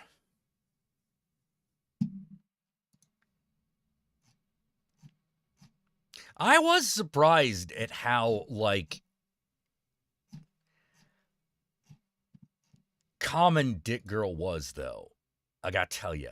I was not ready for how easy that is to find. Like, you don't even have to look for it. You just have to be looking for whatever you're looking for. You'll find Dick Girl.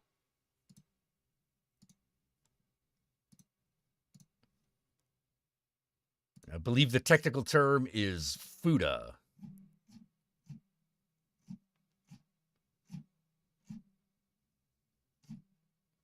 Which I'm sure someone's going to tell me, well, actually, but like, no, it's fuda means Dick Girl. Let's not.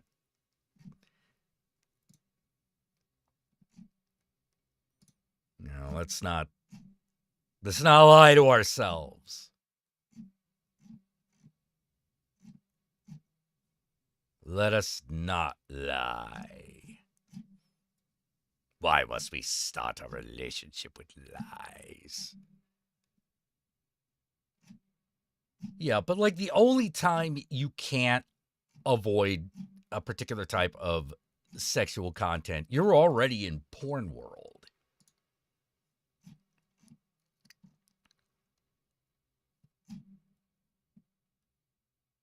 And I'm like, if you're already in porn world, like, what are you complaining about sexual content for?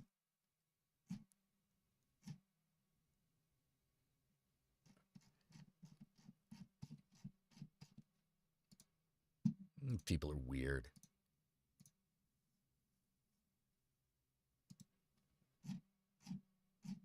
I don't know the technical terms. I just know what I see.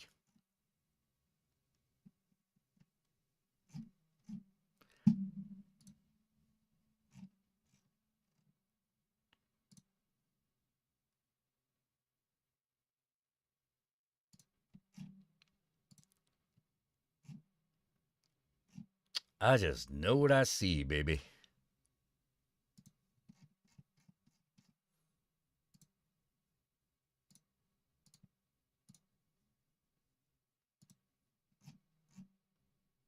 Like, to me,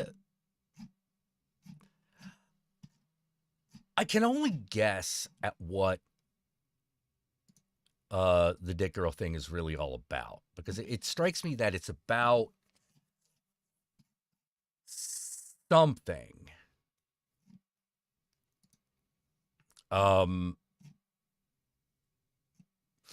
Like, there are many inroads into any fetish or sexual orientation is the wrong way of putting it, but there are many inroads into every sexual fetish.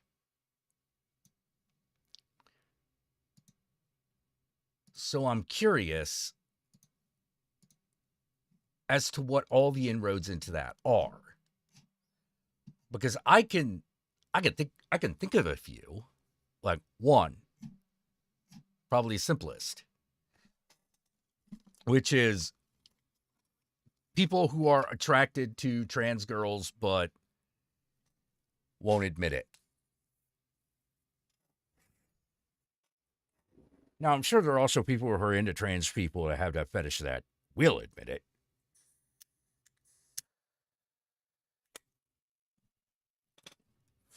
Maybe a better way of putting it, there are more people into trans women than you would realize, than you would guess. Which that seems about right.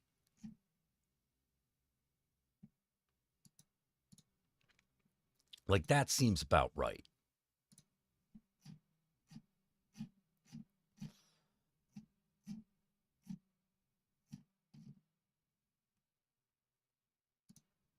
But another one that I wonder is how many of the people into it are trans themselves or just have trans fantasies? Like, of themselves.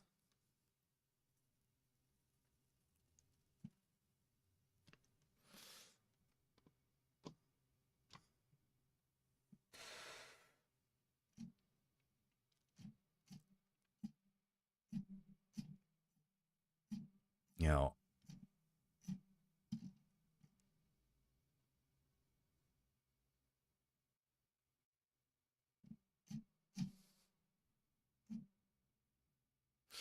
I wonder.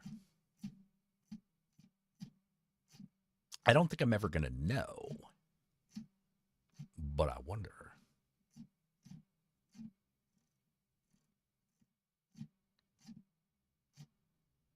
Sex and sexual attraction is very interesting to me because it's way more mercurial than people realize.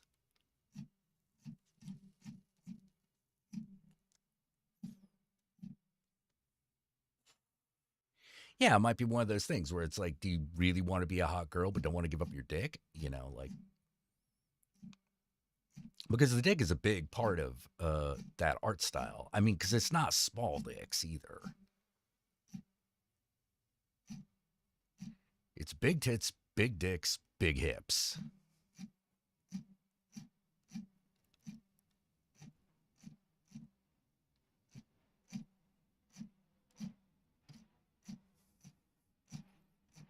Interesting.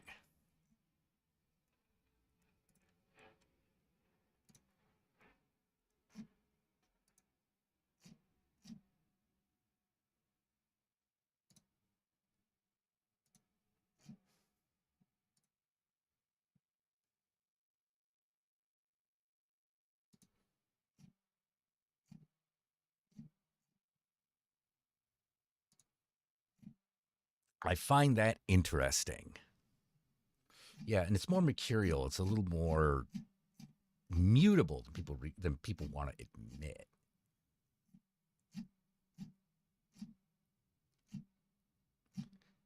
Just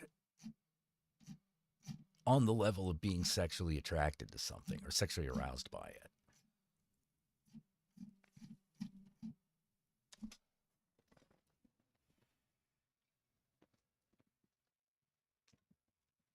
Like, for instance, when you see, when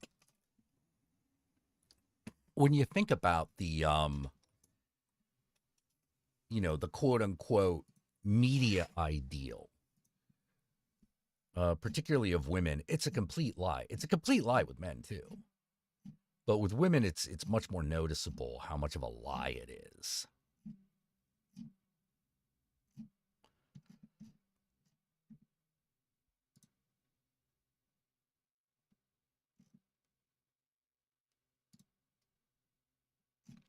It's way more noticeable.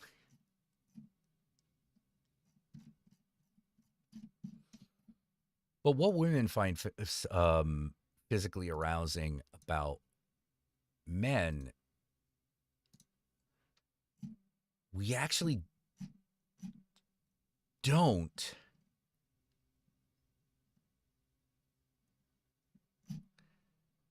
we barely talk about that at all.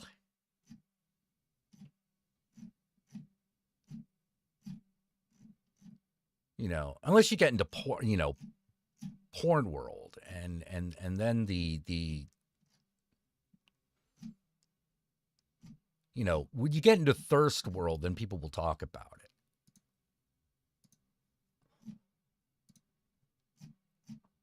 But there's no public acknowledgement of that. Whoops.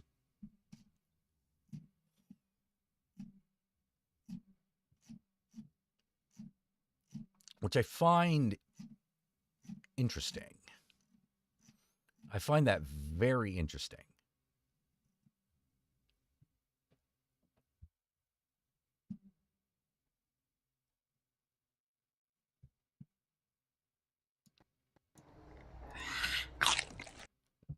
Whoa. Hold on. I just saw something you gotta see. It's very simple. It's very quick. Here we go.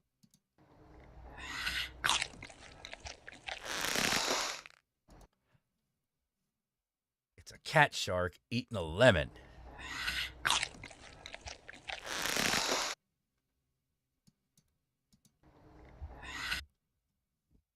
Look at that.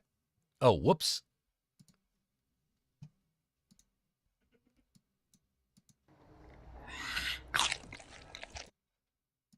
Watch that again.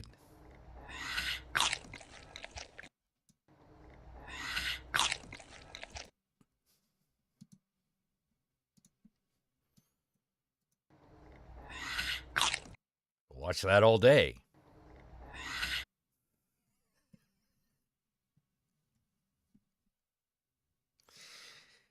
Oh, cats are eating a lemon. Let's see. Mastodon says, I think the country puts too much emphasis on nudity into itself as an innately sexual thing and fails to realize that is a perverted mindset. Yeah, maybe. You know, maybe, right? Because America does not acknowledge that there is sometimes a context, a non-sexual context for, hey, what's up? You got me a thing? It's called shrimp. You got me a shrimp? Oh, got a shrimp. I would appreciate it. I also got your pepper. Oh. You want the pepper too or later? Oh, I'll take it now, I guess. I love you. Oh. All right. Time for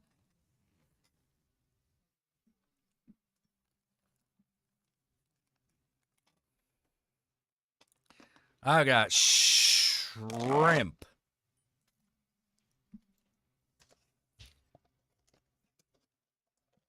A shrimp. Yeah. See, thing is, I like shrimp. The Countess does not. So I gotta. So occasionally she gets me just like a small amount of shrimp. Oh.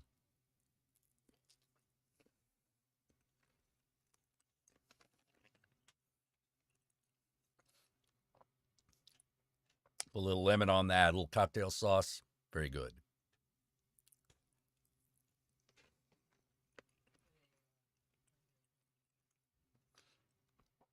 Yeah, I love shrimp.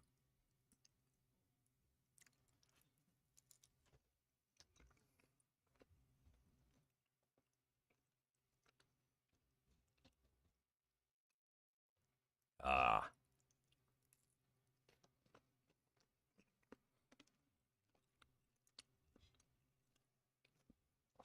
Ariel, your boyfriend don't like seafood either? Jeez. Some people, I tell you. I tell you. What it is.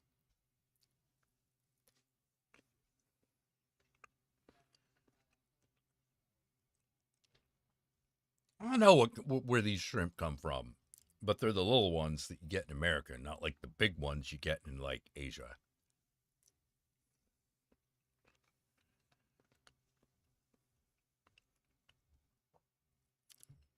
Like Taiwan, Thailand, Japan, to get them big fuckers. And they got real prawns. Not that jumbo shrimp crap.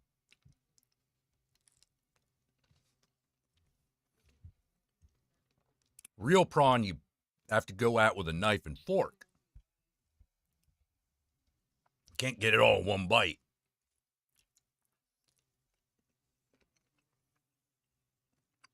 That's the real shit. I am not allergic to shellfish, luckily.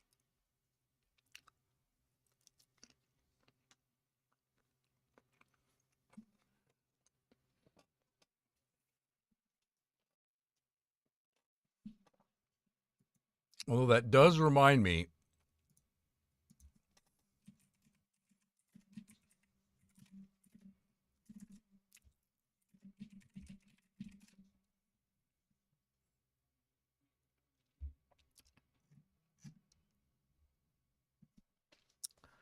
where?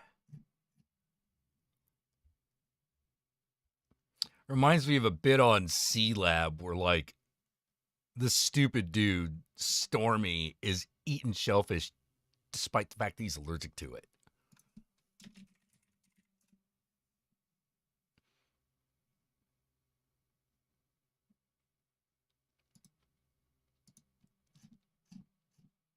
See if I can find a clip.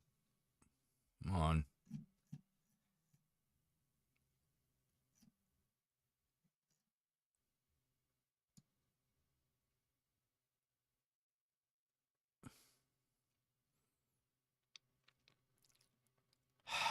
Nope. Looks like I'm not going to be able to find it quickly. God damn it. Why they gotta do this to me? Why they gotta do this? Why they gotta do that?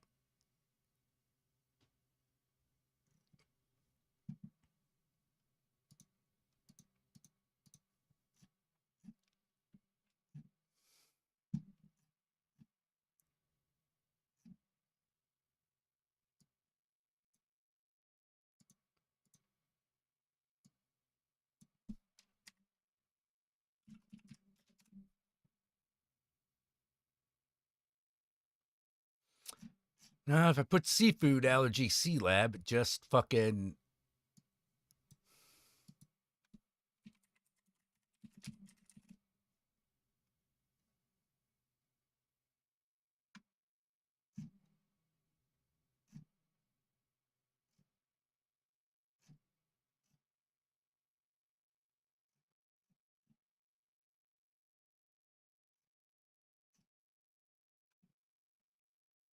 I fucking loved C Lab 2021. I loved that fucking show.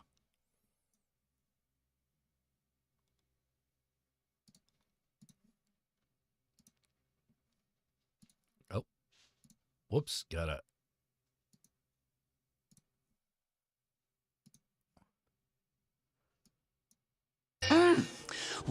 Why didn't anybody tell me stem cell research was so delicious? And it works with South Beach. Hesh, you've got to try some of this. Can't, not kosher. You're Jewish? Yeah, my Torah says I can't eat shellfish, camels, pigs, or rock badgers. What's a rock badger? Don't matter, because I can't eat it. Or snakes, rats, or bugs. Oh, that's just good common sense. Yeah, that Torah. Well, I wouldn't have guessed he was Jewish. He also knows karate. Well, how we doing? Any side effects? No, dude. It's delicious.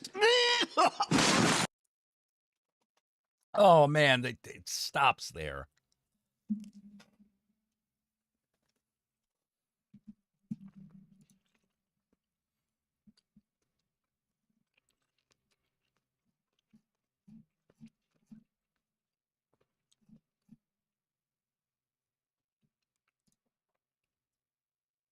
The fucking joke I was really looking for was he's allergic to shellfish, but he keeps eating it.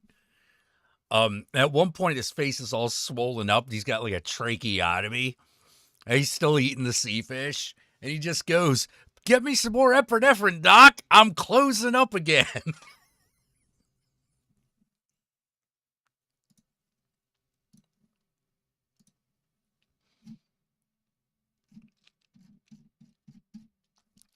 Oh, my God. Man.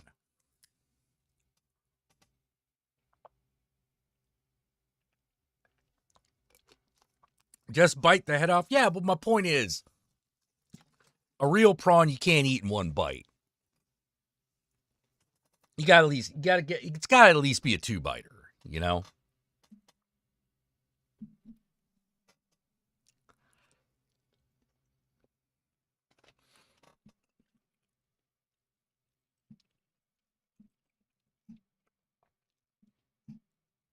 Oh, man. Man, sometimes I wish I watch more. Sometimes I wonder if I should spend time watching more bad movies, you know, like.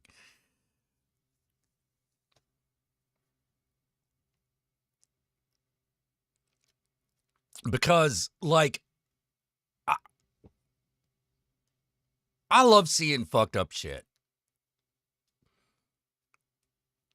Whether it's dumb or anything.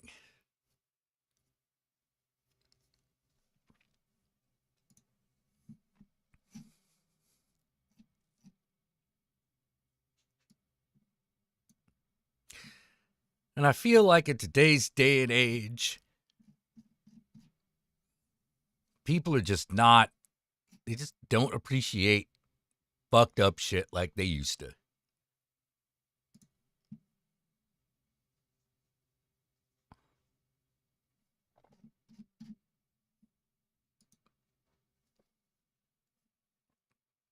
It's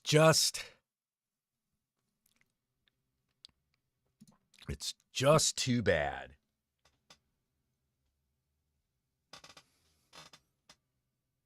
Gen X humor, man.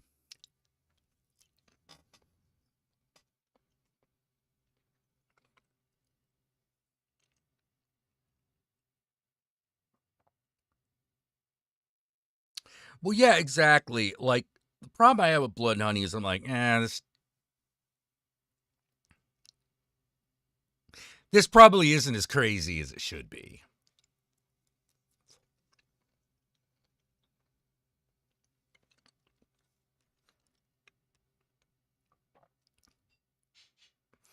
Like, I think it should be totally insane.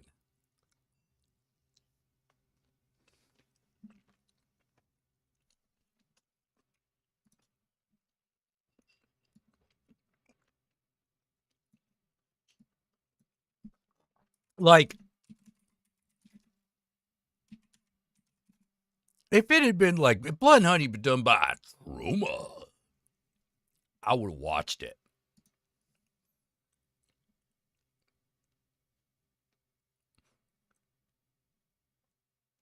I would have totally, yeah, ain't no Cocaine Bear. And I'm like, that is the gold standard.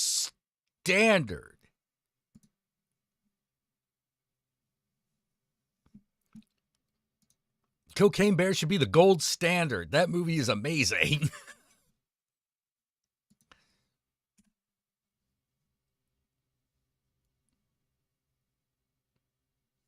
You know, but there's still weird, fucked up shit out there, like this. Arrowhead Stadium is electric this Sunday as Taylor Swift is here before the kickoff, cheering on her man Travis Kelce. My God, is she beautiful. I'm thinking about breaking up with Taylor. Wait, you're gonna break up with Taylor Swift? Oh my God. No. That's not what I said. I didn't say that. That motherfucker's gonna break up with her. I think he's gonna break up with her. He's gonna break up with Taylor. Travis Kelce's gonna break up with Taylor. I think he's gonna break up. I think he's gonna break up with Travis Kelce. He's gonna break up with Travis Kelce. He's gonna break up with Travis Kelce.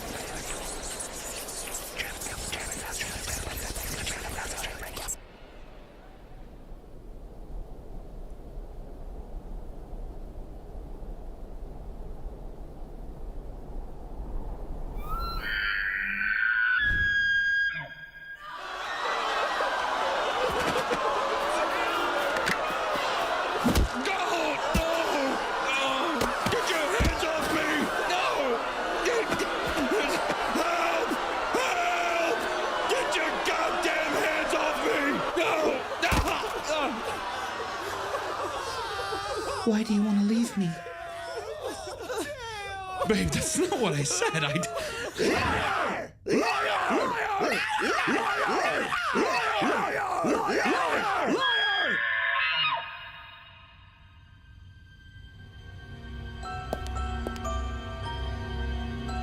You know I would never say that.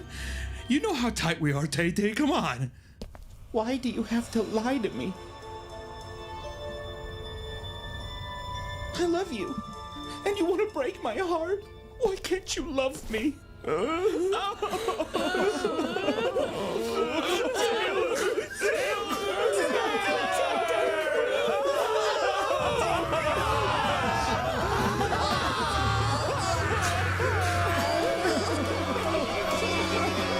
you? I barely know you!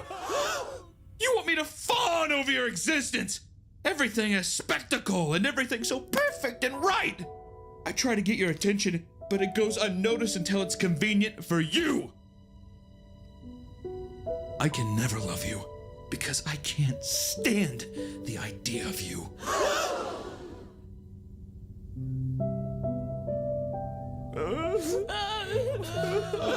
I'm sorry, Taylor, but I think we should break up.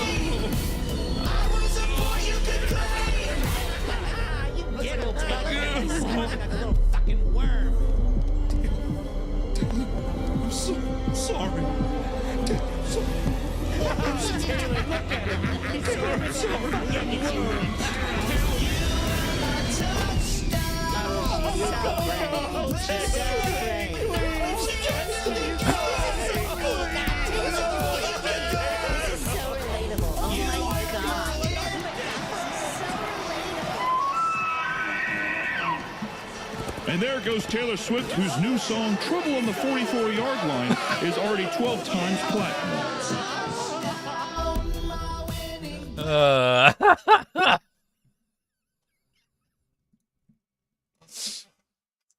Oh man, yeah, I like it's weird. Like it's like don't upset the Taylor Swift fans, and I'm like, I already have just by existing.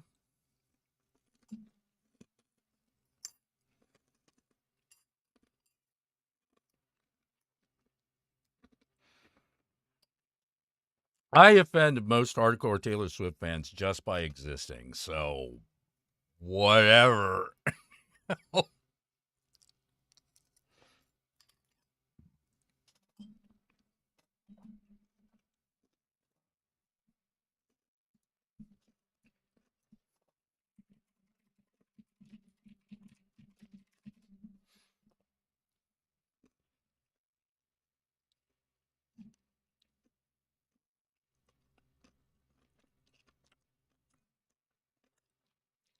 And someone brought up based. Let's just go back to. ようこそ。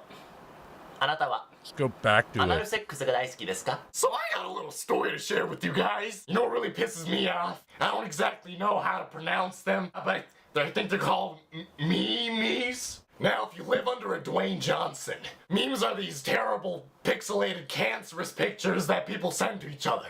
Now, the people responsible for this epidemic is those 12-year-olds. They're the ones we should be worrying about. 12-year-olds are like tumors. You can't get them off your back, and they grow really fucking fast. 12-year-olds are like Santa Claus's apprentices. Their sacks haven't quite grown full size yet. Hey, yo, that's gay, man. Hey! They're like little garden gnomes filled with malaria. And out of all the vocabulary in the world that they can fucking choose, they choose words like, you mad, bro? You mad, bro? Make me a sandwich, bitch! Oh my god, I love playing COD. I discovered porn on Newgrounds. You guys want to see my troll face? Problem? Yeah, there is a fucking problem. It's a disease in your head. Now, why can't these kids use some real vocabulary when they're trolling somebody? Is there an eternal struggle within your soul that bothers you, my friend? Where is your God now? See, I'd rather hear two people argue in Cantonese. Yes! Get out of here, Salamander Man. I'm trying to do a video. Looks like the epidemic has started, my friend. Yes! But how bad can an epidemic be? Oh my god, I just had a triple kill on Call of Duty. Enough! Who's responsible for this biological warfare? It's Russia, isn't it? I'll bet you it was Russia, Salamander Man. It was me! Who said that? Bitches can't handle my shit, and they get really excited when they see my dick. My dick pays. Mr. Magic Man. I haven't seen you since the Cold War, my friend. Yeah, ever since they took down the wall. Now it's fucking timeline and it sucks. Now Facebook just sucks now. Shut the fuck up! I'm giving you this disease because I love you! I loved you too, but that was a long time ago. Who's your friend over there? Oh God! I'm 11! Shut the fuck up! Oh, 21! I love you! No! My friends should not know about it, and the fans should not know about it either. I wish I was Stevie Wonder, so I never have to see you again! Okay, that was pretty clever, but we don't talk about that in front of Salamander Man, okay? Can't you see it's scaring him? Yes! Either way, I brought the disease with me, so you're kind of fucked.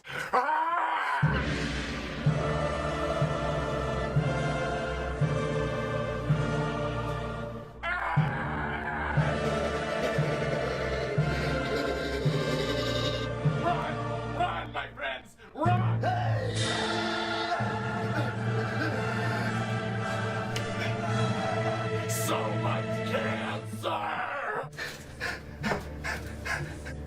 There's a way we can stop them. Intellectual humor.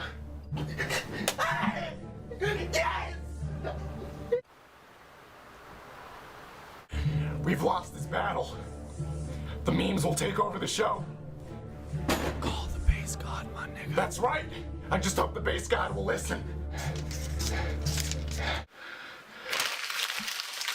Behold, Lil B the base. Fuck them niggas who hate me. I don't give a fuck. Bitch, my respect me. 4-5 grips, tip top, stay strapped. Bitch, I'm worldwide. Fuck who bringing the bay back. One man gunner. Fuck went down under. Got the mag down under. Call me. That's just how I do. Then I pop my car. Then I fuck your bitch. Eat that white soup. Damn, son. Where'd you... And that's why you should always pray to the base god. It's Filthy Frank, motherfucker. It's Filthy Frank, bitch. My dick gets bigger, cause I'm a crazy.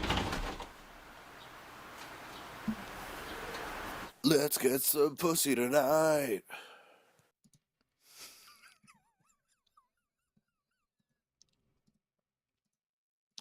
I kind of miss Filthy Frank, you know? That's some peak internet right there. Oh.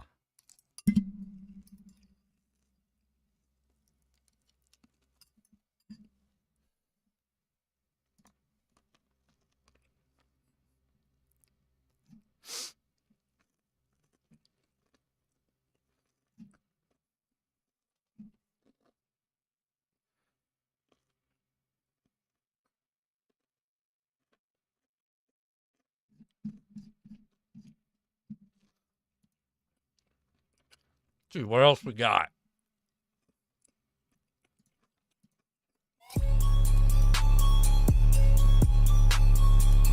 It's the roast god. Shut up.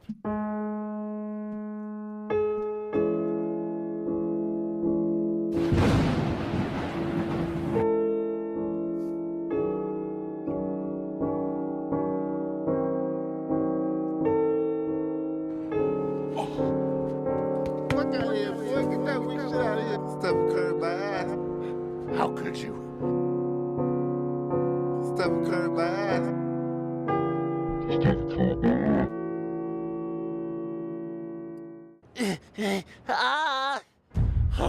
ass. So you think you got me, huh? Well, nothing's gonna stop my army of rats. Yeah!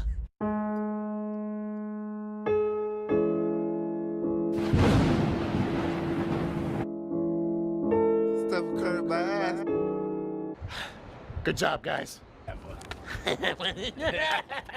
You still doing?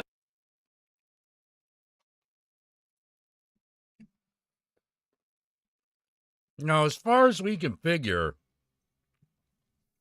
the whole idea there is that the roast lord looks at you and you remember the worst roasting you ever had to the point where it kills you.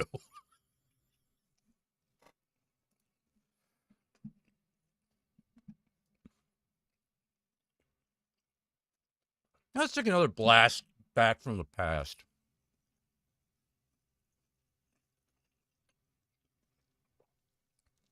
Any of y'all remember Schaefer the Dark Lord? He was like a minor internet musician back in the day. This is my favorite song he ever did.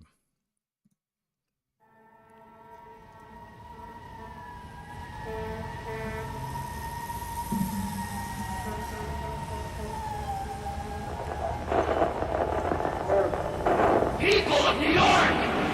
For quite some time now, I silently observed you carrying on your silly, meaningless little lives. Well, tonight will be my pleasure to liberate you from them. At midnight, I will destroy this city you call home with every last one of you in it. You can scream all you want, but I assure you, there's nowhere to run. There's a new menace in town, and it is me. Where are your heroes now? So we meet again, my noble heroic friend. This feud has brewed forever, but tonight it will end, and then there will be nothing left of you but a memory. My old foe, arch rival, nemesis, and enemy. You see, my granddad invented tying lasts to train tracks, cackling, twisting his mustache, and my dad, his spawn, carried it on in the 60s, holding hostages with atomic bombs. I come from a long line of this kind of people. I represent a third generation of evil. It courses through my blood, this love of chaos and killing. So much more than just a criminal. I'm a supervillain in a mask with black gloves pulled up past my elbows. Hello, I bellow with both fists clasped. A mass of wild hair that's red or orange or green, with a single silver streak. I look horribly mean. I've got an army of weapons and robots and goons and a gold membership into the Legion of Doom. Beyond the doors of my fortress, it's pouring down rain. I'm no madman, man, no, I'm fucking insane. My satellite sights aimed on strategic sites. Laser beams will vaporize the city tonight. I had to pull a diamond heist to buy my doomsday device. It'll turn the earth to ice, yeah, it's pretty nice. Send out your signal, call in your hero. I kidnapped his lady, now his powers are zero. I'll give him ultimatums, yeah, I'll drop him like pearls. You can choose one hero, the world or the girl. The Joker, Lex Luthor, Two-Face, and Bizarro. Doc Ock, Juggernaut, Ming and Magneto. Green Goblin, Penguin, Venom, Electro. Megatron, Cobra Commander, and Destro. I root for the bad guys with the evil eyes, fists in the sky. They're screaming, die, die, die. And I root for the bad guys, the sick and the twisted, so sadistic and wicked. That's why I root for the bad guys, the psychopathic maniacs, the black hats, or I root for the bad guys, chilling like a supervillain, killing for sport. Now, Mr. Freeze. Now superheroes are bigger and stronger, although villains do triple their sales in action figures alone. Heroes have heart, we control minds. They get the good press, we get the good lines. We say things like, rue the day, and for this the people of this little city shall pay. And now I will show you absolute fear, and well, what do we have here? Hey, Mr. Hero, why the cape and the half mask? Your costume looks stupid, mine's fucking badass. Now buzz off, you've got a city to save. I'll be back at my lair, giggle and dig in your grave. To me, your identity is no secret. I know the story of your origin, and I know you're weak. Carry on with your absurd monologue, you silly bastard. I won't hear a word over my own demonic laughter. Heroes play supporting roles, the villains a star. With my half-British accent, rolling my R's. Nolan in my getaway car. Go ahead and try to chase me, but you won't get far. My cold black heart starts pumping endorphins every time I leave a bomb in a bus full of orphans. With the doors sealed shut, brakes cut, and it's racing towards the edge of a cliff. Shit, you better go and save them. Walk into a trap, pass out, now it's dark. Wake up in chains over a tank full of sharks. I'm sure you'll get free, you always do when the time comes. Even I've escaped a dozen times from the asylum. I got the DA, commissioner, and the mayor tied up to a bomb, and in my palm I hold the detonator. All along, this was my plan. Now I will give you the count of 10 to meet my demands. 10, 9, 8, 7, 6, 5. Ah, fuck it. Skeletor, Catwoman, and Dr. Doom. Doomsday, Kingpin, and Ra's al Ghul. Shredder and Sandman, Darth Vader and Scarecrow. Brainiac, Mr. Mxyzptlk and Mysterio. Oh! For the bad guys with the evil eyes, fists in the sky. They're screaming, die, die, die. And I root for the bad guys, the sick and the twisted, so sadistic and wicked. That's why I root for the bad guys, the psychopathic maniacs, the black hats, or I root for the bad guys, chilling like a supervillain, killing for sport. Now when the smoke clears and I've seen the light, surrounded by 4 walls, padded in white, in a straight jacket, damn it, this isn't the end. Curses, superhero, we shall meet again.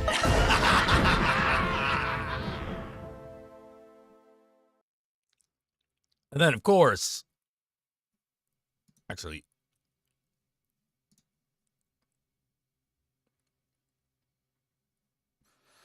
come on, you can do it.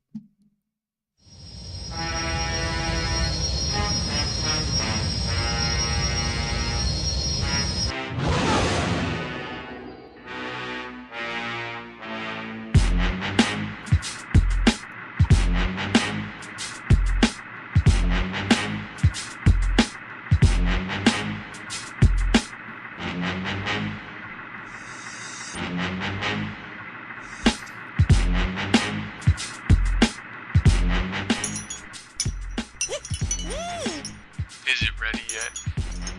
Hey man, almost done.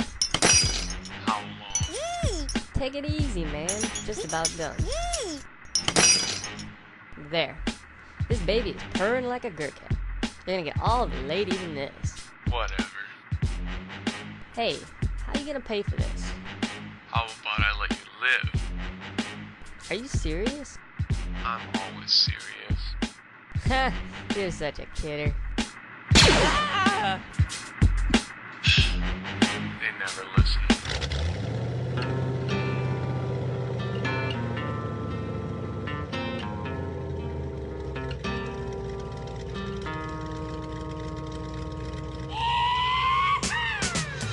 says fire in my DeLorean. War's over, I'm a peacetime Mandalorian. The story is stumped, Star Wars historians deep in debate, but they play at Ben against. Rhyme renegade, should I penetrate first and second defense? I won't hesitate. Got a job to do, endorse the guy that delegates. Got something against Skywalker, someone he really hates. I don't give a. I'm after Solo, for all I care, it could be. Oh no, fuck that. They censored it. Fuck that. We need that shit.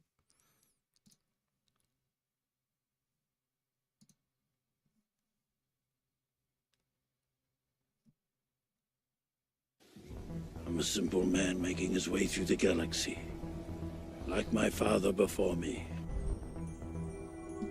Cruising on says fire in my DeLorean. War's over, I'm a peacetime Mandalorian. The story is stumped, Star Wars historians deep in debate, but they play at Ben against. Rhyme renegade, should I penetrate first and second defense? I won't hesitate. Got a job to do, endorse the guy that delegates. Got something against Skywalker, someone he really hates. I don't give a fuck. I'm after Solo, for all I care, it could be behind at Yoda's dojo. Gotta make the money, credit's no good when a Jabba's running shop in your neighborhood. I know, right? FCP Let's make fans. this quick, cause I'm really booked. I'm a devious degenerate defender of the devil, shut down all the trash compactors on the detention level. My backpacks got jets, well I'm Boba, the fat. Well I bounty hunt for Jabba Hutt to finance my vet. Well I chill in deep space, a mask is over my face. Well I deliver the prize, but I still narrow my eyes, cause my time I don't like to waste. Get down! I'm a question, rep inside Enigma. Get inside a slave one, find your home and signal. From Endor to Hoth, Ripley to Spock. I'll find what you want, but there's gonna be a cost. Say my name is Boba Fett, I know my shit is tight. Start acting right, yo, frozen a carbonite. Got telescopic sight, flamethrowers on my wrist. You still don't get the gist, spike boots have made a kick. Targets have made a hit. You think I give a shit? Your mama is a bitch. I see you in the Sarlacc pit. You just flip my switch, integrity's been dit. You scratching on my itch. You know I shoot the gift. I got Fabinas and Catinas way to lick my lusty lips. So I'll let you get back inside your little spaceship. Give you a head start, cause I'm a sporting con. Consider the starting line a sneaky smile, hide inside. Hope you have hyperdrive. Pray to stay alive. Don't try to slip me five, cause I never take a bribe. To the beat of a different drama. Baddest bunny hunter, let no man put us under or else they be put under as in 6 feet. Got an Imperial fleet backing me up, gonna blow up any attempt to defeat. They got a dead stock, got full payments on my car, handed over to Hammerhead at most I see bar. Used to carjack him, he's a bar back. Just go to show how you can get back on the right track. As for me, that's not an option, can't say that with more clarity. Me going legit would be like Jar Jar with speech therapy. My backpacks got jets,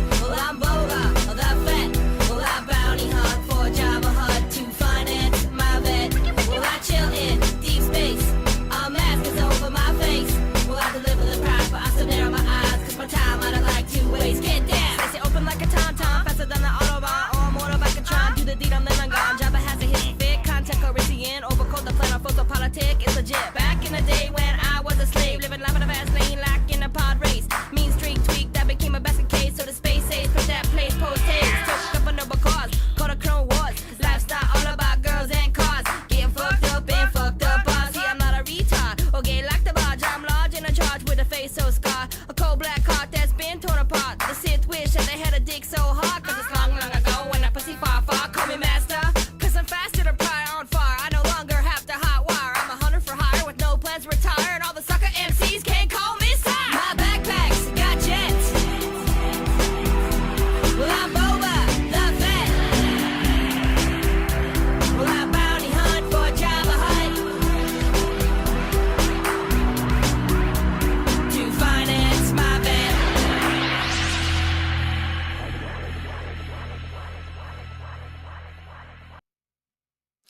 Ah. And of course, we also got this.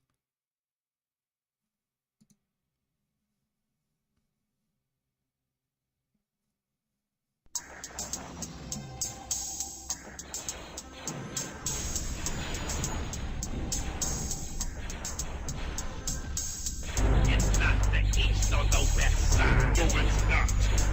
It's not the north or the south side. No, it's not. It's the dark side. You are correct. In front of the Empire, to all you beta haters out there, we'll blow your planet up. What does not mean, my master? It's a disaster. Skywalker we're after. What if he can be turned to the dark side? Yes, he'd be a powerful ally. Another dark Jedi.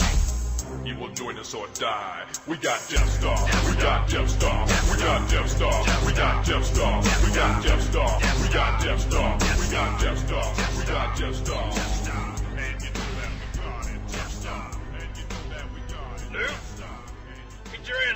right now. Quit monkeying around that damn land speeder. Where are them two droids I asked you to clean, boy? You clean your room? I'm glowing. I know I'm on probation. I clean the droids. Can I go to the Hashi station? I gotta lay away on the power converter. But now you're treating me like a scruffy nerf murder. Use the force and run to Dagobah, run to Dagobah. Use the force and run to Dagobah, run to Dagobah. I'm Yoda. I'm a soldier. I'm molded and told ya. I thought I told ya. Don't be unwise. Just be not by my side. You won't believe your eyes once the X-Wing rise. Yoda, why you being a player hater? You know that I still must confront Lord Vader. But Luke, not ready are you? But there's a city in the clouds where they're keeping my crew. A Jedi's gotta do what a Jedi's gotta do. So now Vader, I'm coming for you. Yeah, that's right, R2. I just set a new course. We're going to Cloud City. It's a mighty good gin and tonic, which makes me up another.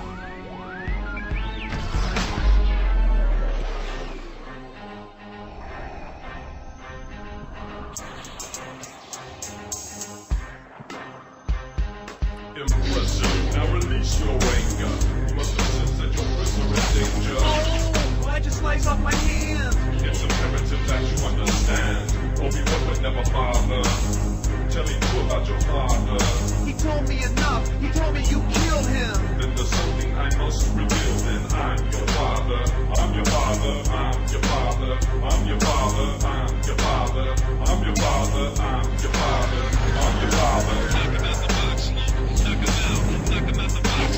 Knock him out. Knock him out the box. Knock him out. Knock him out the box. Knock him out. Knock him out the box. And all right, here's a more recent one, recent thing, but it's very fast. You must find Bix Dunga on Sequeep. Find Piv Corundip on Tambin Dimvif. You must go to Netflix and find Tig Notaro. Go to Carbonara. Find Quesno Sub.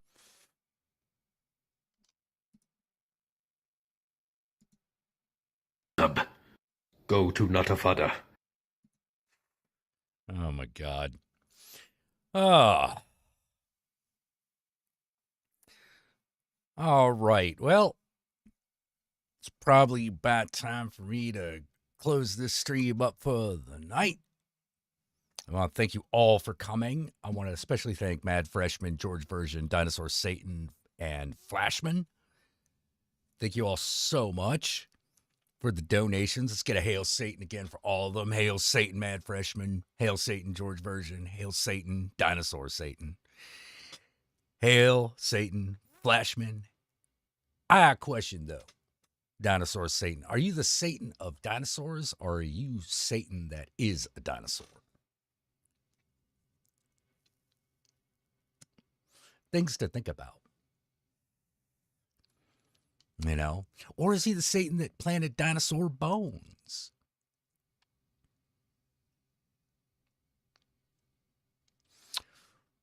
Are they all the same? All right. So until next time, everybody, Disco Inferno, PJ Taro.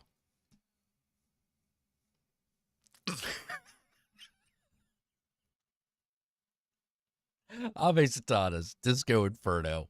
And I'll check y'all later. Remember, Satan and I love y'all very much. Tomorrow night, I'll be on Twitch doing more V Rising. And then hopefully here on YouTube on Friday, we will have a special guest.